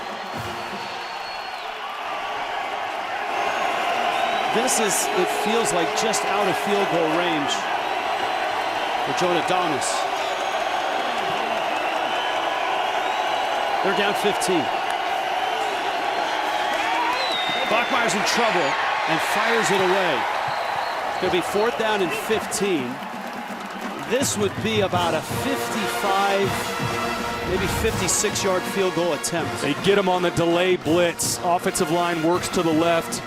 Cal Wallerstedt is not the Mike in that position. The running back had him in protection and releases out, and 30 busts them on it. That, to me, that falls on the quarterback. You've got to figure out how to get your running back blocking 30. Give yourself an opportunity. They just turned one loose there. And even if they had gained just 5, 6, 7 yards and not a first down, it at least gives them a shot for Dolmas to get him within a score. Instead, they will punt it away, and this one is going to sail towards the end zone, and in it goes. So out to the 20. UTEP into the 4th quarter with a 10-point lead over Boise State, who was favored heavily coming in.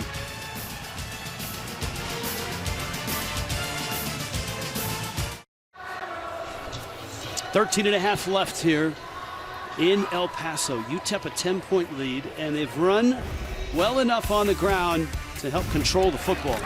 It's been between the tackles, and they've been consistent doing it.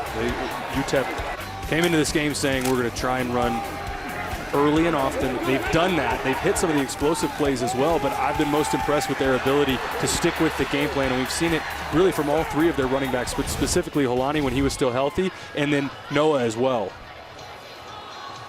Watts with the biggest numbers, but Deion Hankins has been good, and we've seen Ray Flores, the receiver, hop back there and had some nice gains as well. And this is Hankins, and he's got a nice gain. Hankins has got 11. Flag is down. And it's back in the backfield about the 17, 18-yard line. Holding, number 54, offense. 10-yard penalty. You play first down.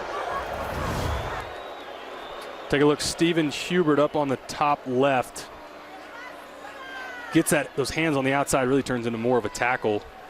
Killer there. That's been one of the things that UTEP's done a nice job of, is avoiding penalties in this game. Now set yourself up 1st and 20.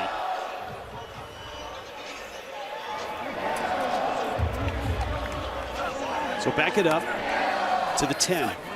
This is where, if you're Boise State, you need your defense to make a stop and flip the field position. Let's go down to Sherry Burris. Sherry? Rich, for about the last 15, 20 minutes, I've been watching running back Ronald Awatt. He has his left wrist wrapped in that bicep. I saw trainers tending to him, trying to punch the ball out. He was wincing when he was doing that and kept pointing to that left wrist. Now I've noticed he's put on gloves, so definitely something I'm keeping an eye out for. All right, Sherry, thank you for that. Well, Hankins and Flores have been getting the bulk of the work. Flores back in his wide receiver spot. Hankins is in the backfield. It's 2nd down and 18.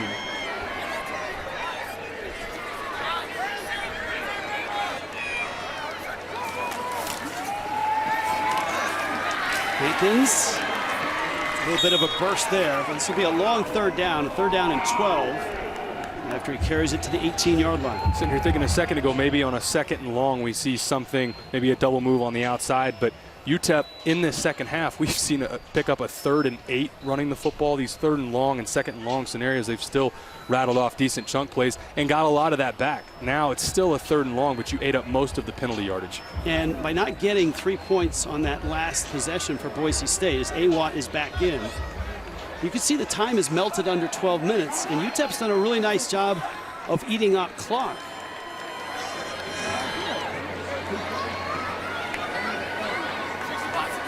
Got to hurry here. Play clock's down, and they did not get it off. They may have called the timeout, and they did. Timeout, UTEP. Their 2nd timeout of the half. 30-second timeout. You give Dana Dimmel credit here. It was such a messy loss last week at New Mexico. They had the 7 turnovers. Remember, they had that long pass play to Tyron Smith that should have been a 73-yard touchdown, but he was stripped of the ball from behind at the 1-yard line. They've really bounced back. And when he inherited this program, they were in dire straits, and it didn't go well. I mean, the first 2 years, they started the rebuild. COVID 2020 was a mulligan for everybody. But last year was a breakthrough. 7-6, bowl game. The 1-3 starts, they are disappointed by it. And the buy-in from the university, helping them out with the non-conference. I think last year that was so important to them getting to that bowl game where they stopped playing the 3 and 4 games against Power 5 schools. Get yourself a more manageable out-of-conference. We'll see if this is a manageable 3rd and 12. 19-yard line. Partisan play action. Lots of time. And the throw is caught. Tyron Smith, just his 2nd catch of the game. That's a first down. That is manageable. 17 yards. Boise's done everything they possibly can to take away Tyron Smith. And look at this throw. This has heat on it, high where only your receiver can get it, and you're trusting him to make that play, because if that gets tipped, that's how balls get intercepted behind him. Makes a big play in traffic, knows he's going to get hit. Man, what an impressive play by one.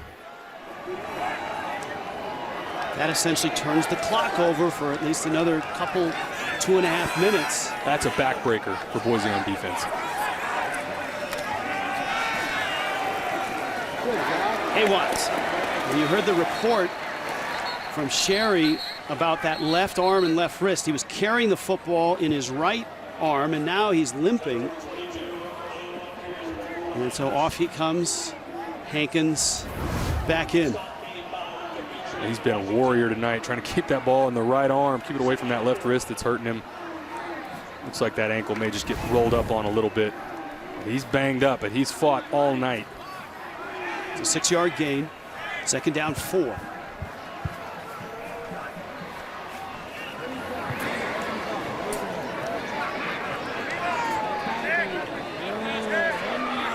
Carson's done a really nice job of being deliberate. You can see him looking out at the play clock, which still has a lot of time on it.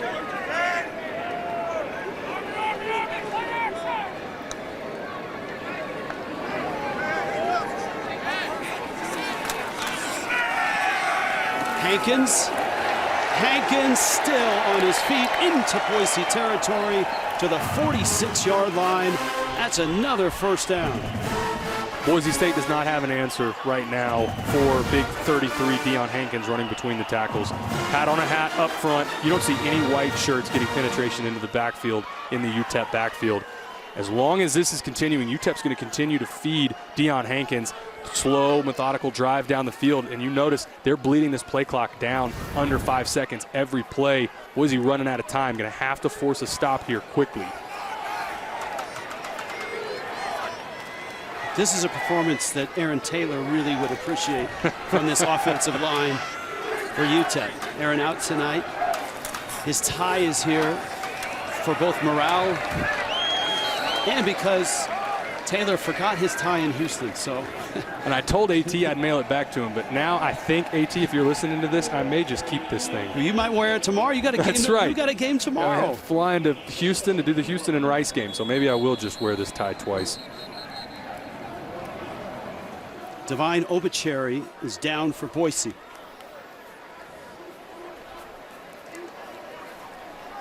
Again, you think back to that 3rd down and 15. Boise State was just outside of field goal range. They didn't get any yardage on it. They punted. Had they been able to get that field goal, it'd be down to 1 score. Right now, the clock is down to 9 minutes and 12 seconds. Obichari right now, look like they're taping that right ankle. Here's the look. He is number 95. And he got rolled up under the pile. This offensive line, remember when Andrew Meyer went out with that leg injury? Robert Mervin came in and played really well. Meyer is back, and from tackle to tackle, Hubbard, Myers, Meyer, Klein, Byers, Mervin. The time of possession, the offensive line has been outstanding.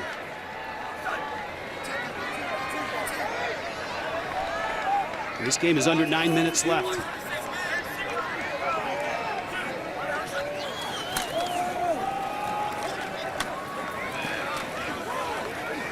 It's Ronaldo Flores with the carry. Dimitri Washington made the stop. And you showed the graphic a second ago on the time of possession.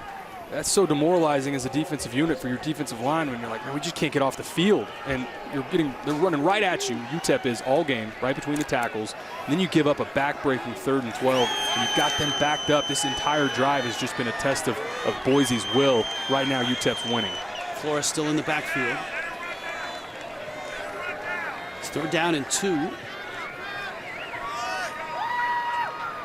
And again, Hardison milking that play clock. And bursting through is Flores. That's an enormous hole against a team that has been excellent against the run this year. I keep waiting on 3rd and short to say, well, if they get a yard here on 4th down, they might go for it. But every time, UTEP picks it up. And another gash on 3rd down, a chunk 6-7 yard gain. Right between the tackles. They've stuck with it all game. There's nothing complicated about it. It's, again, like you mentioned, UTEP's offensive line just winning.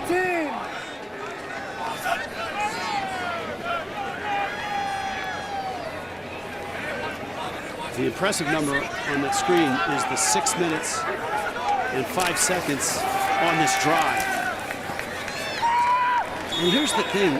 One of the reasons Boise State changed their offense into the Shanahan run game, if you will, was to take some pressure off the defense. Last year they had less time of possession than their opponents. This was supposed to give them more time of possession.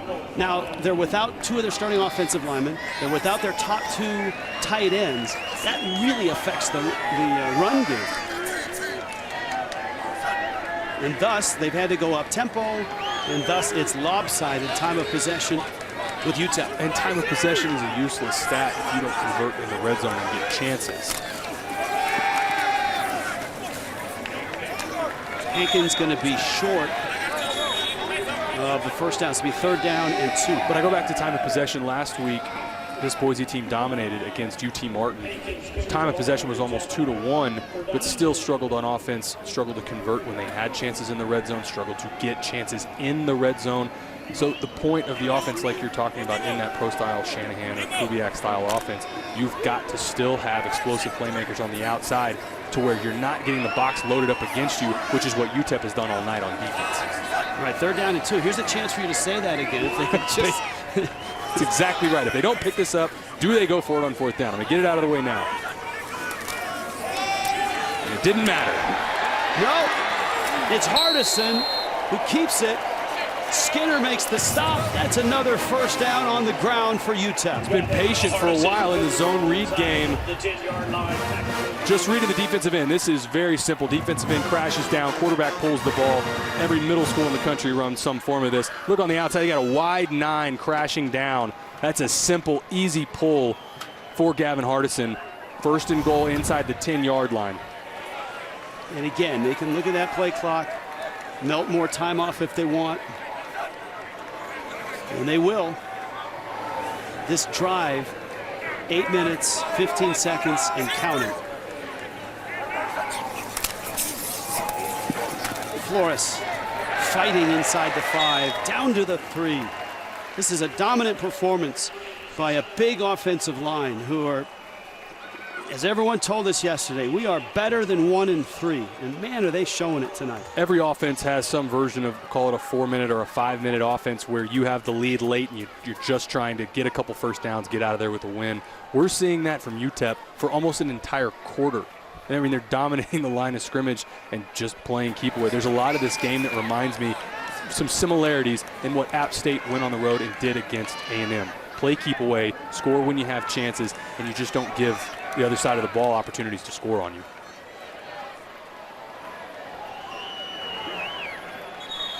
They're going to let the play clock melt down to 1, take a timeout, talk about a 2nd and goal from the 3. The last time out of the half.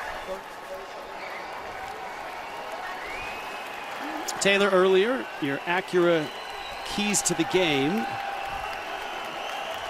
We talked certainly about Dana Dimel wanting to establish the run game early. Did that. We talked about chunk yards. Let's check in on them again. Yeah, let's focus on the bottom there. Win the line of scrimmage. That has been the key on both sides of the ball. You can forget about everything else. I mean, there were some things that Boise State has done well in this game, but for the most part, it's been dominated by the guys in blue jerseys, winning at the point of attack, hat on a hat. And to me, honestly, towards the end of this game, I think we can say this, I think UTEP wanted this game more. Sometimes in a football game, it's an emotional game, and if there's one side that comes out flat, even if they're the better unit, you can get beat. And I think that's what we're seeing here tonight. 12th play of the drive. 9 minutes. 9 minutes they've chewed up here. 2nd and goal.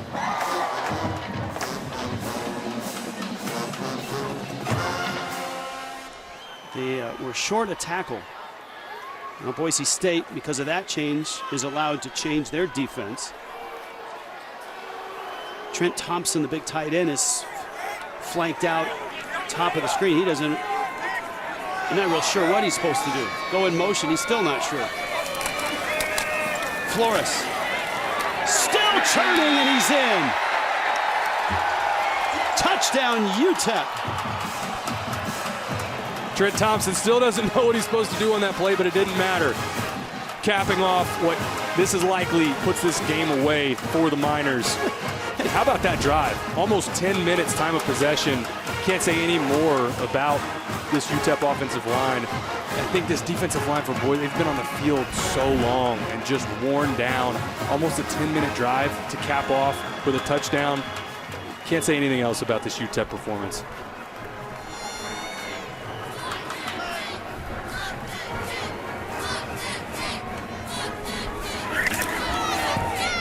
How impressive was that from UTEP? 27-10. Remember the 3rd and 2. Gavin Hardison, good ball fake. And a first down run. Sets up Flores.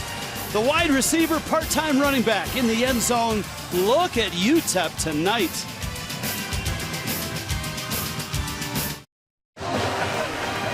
What a night for UTEP and Gavin Hardison, number 2. And our old trapper, beef jerky, player of the game. I think the completion percentage was unfair to Gavin Hardison for the longest time. He's done it with his legs, he's done it through the air, but UTEP made it easier on him tonight. They gave him some completions early in the game that got his confidence up. We saw the shot play early in the game to Ballard for the touchdown in the first half, but I thought the game plan coming out of the gate early for Dave Warner, they did some favors for Gavin Hardison, where up to this point, that low completion percentage was a lot of 3rd down shot plays, low percentage. That gets you under 50%. And I thought a lot of that, it wasn't fair to Gavin Hardison coming into this game.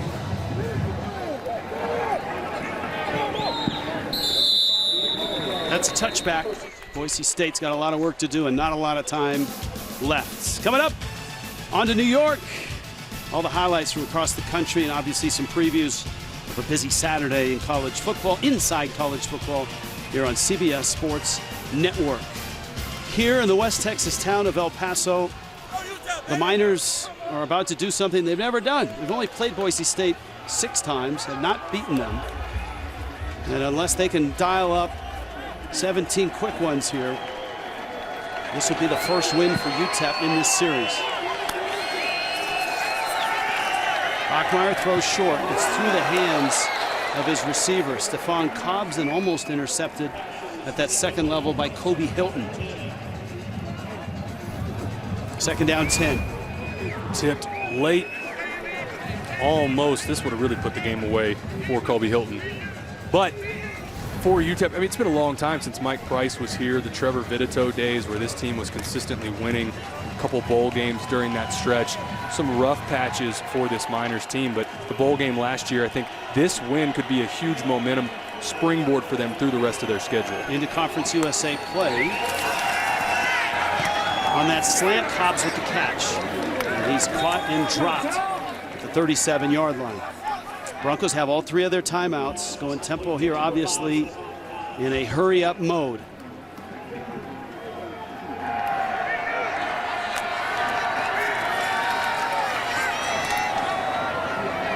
Cobbs the catch.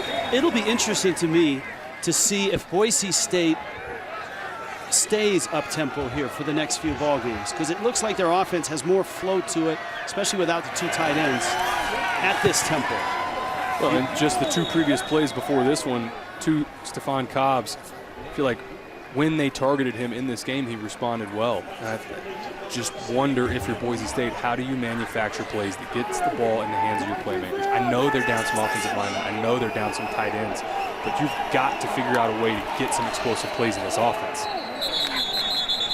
It's a legal procedure.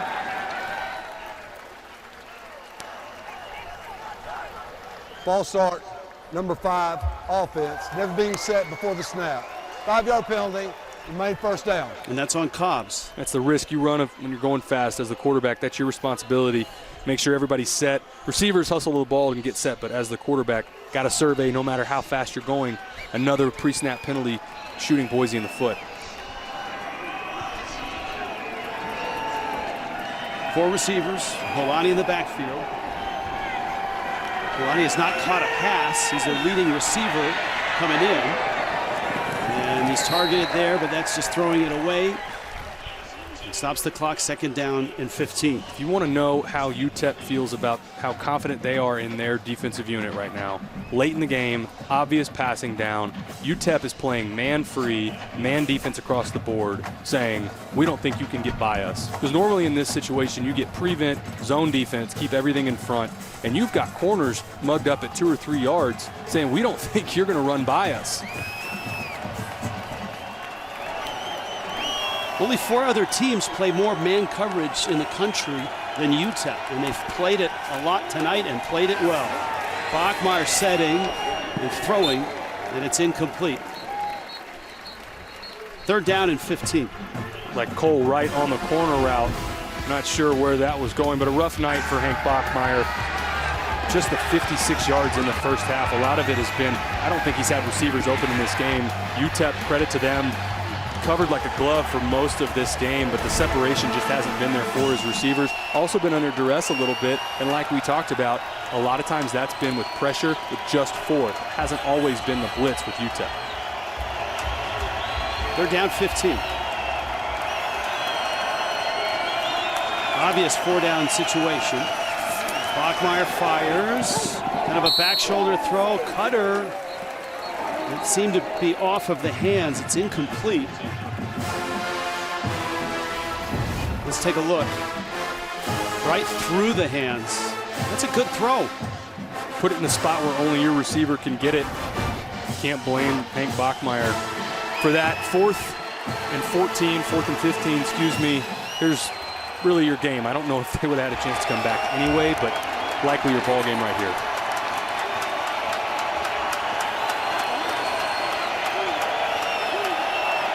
Sun Bowl Stadium crowd have enjoyed this. On 4th and 15. Blitz comes. Bachmeier incomplete. Capel's the intended receiver. And UTEP gets the football. 3 minutes left with a 17-point lead. Looked like number 13, Dennis Barnes, on the back end. We take a look at a little bit of pressure up front. There's that delayed blitz again. Cal Wallerstedt, good job again by UTEP getting off the field. Miners, 27-10.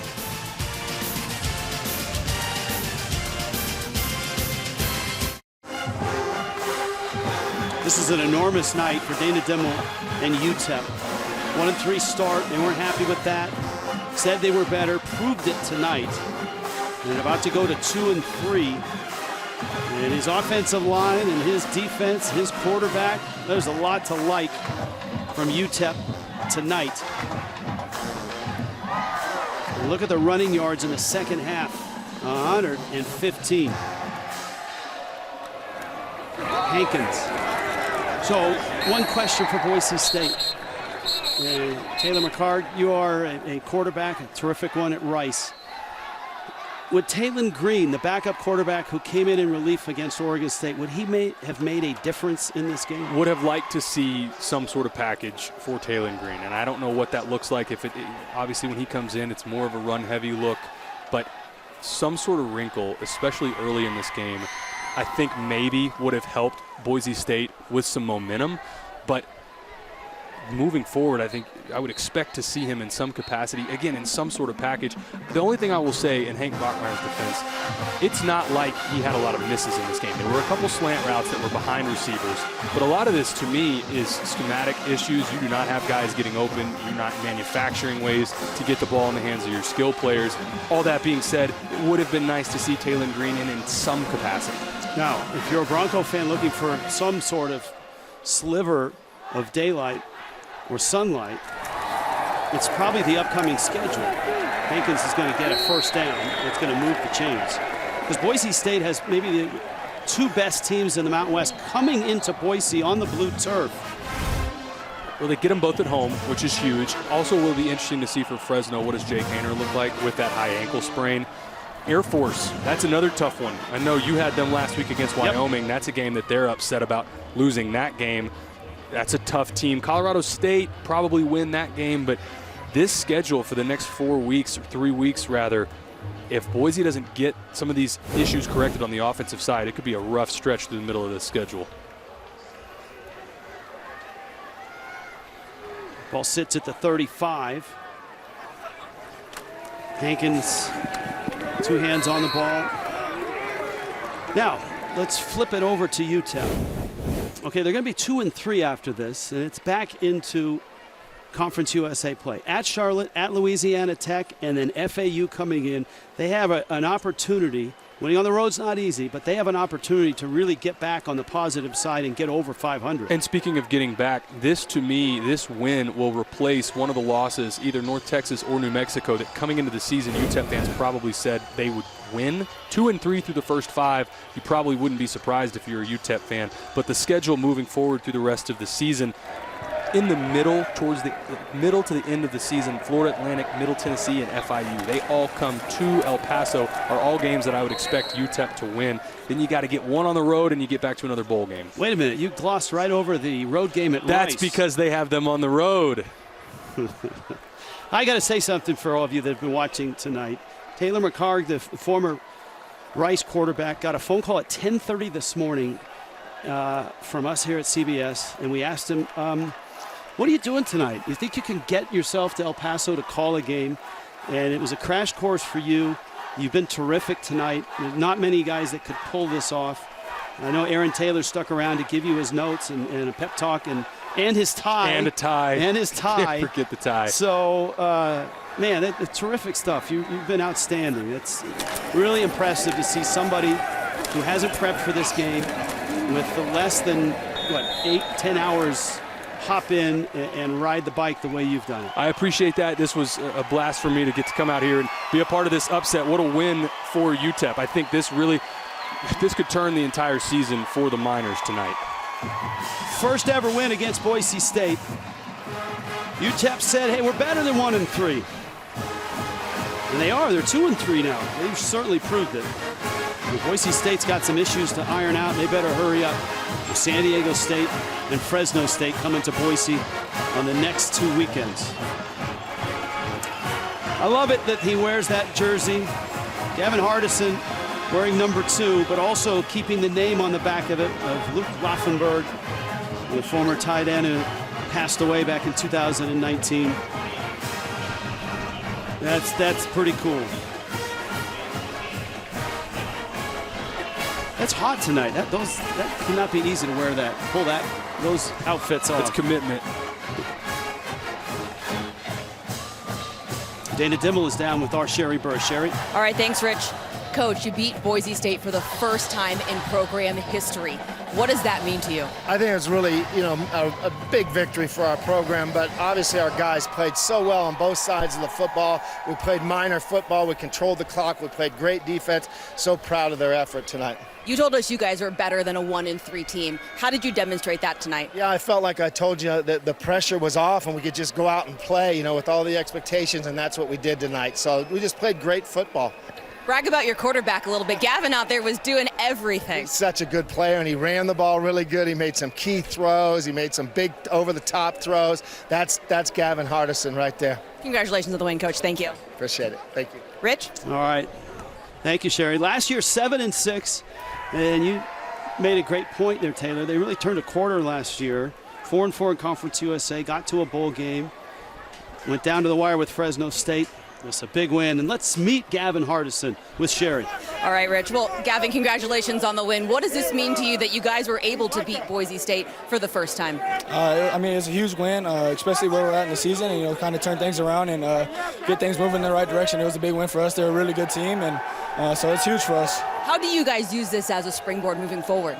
Just create momentum and just build our confidence, and just understand that we can play with the teams like Boise State and stuff like that. And so, it just brings us forward into next week.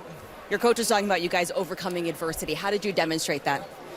We faced some adversity in the first, 4 weeks of the season, and so, just trying to just believing in each other and just making sure that we prepare like we usually do, and just come out here and execute. I was on this sideline when you guys were celebrating. I mean, congratulations on the win. This was just so much fun for you guys. Yes, ma'am. Thank you. I mean, it's a fun one, but we got to move on to next week. All right, congratulations, Gavin. Thank you. Thank you. Sherry, nice job tonight. Going to be interesting to see where this UTEP team ends up this year. Taylor, good luck in your game tomorrow night, man. Thanks for pinch hitting for AT. Absolutely. Thank you guys for having me. What a game. For Taylor McGard, Sherry Burris, our entire crew, I'm Rich Waltz. Presentation of CBS Sports Network, 24-hour home of CBS Sports. What a night for the Miners. In the West Texas town of El Paso, big night in the town tonight. This presentation, CBS Sports Network, 24-hour home of CBS Sports. On to New York, Brent and the gang standing by. Good night, El Paso.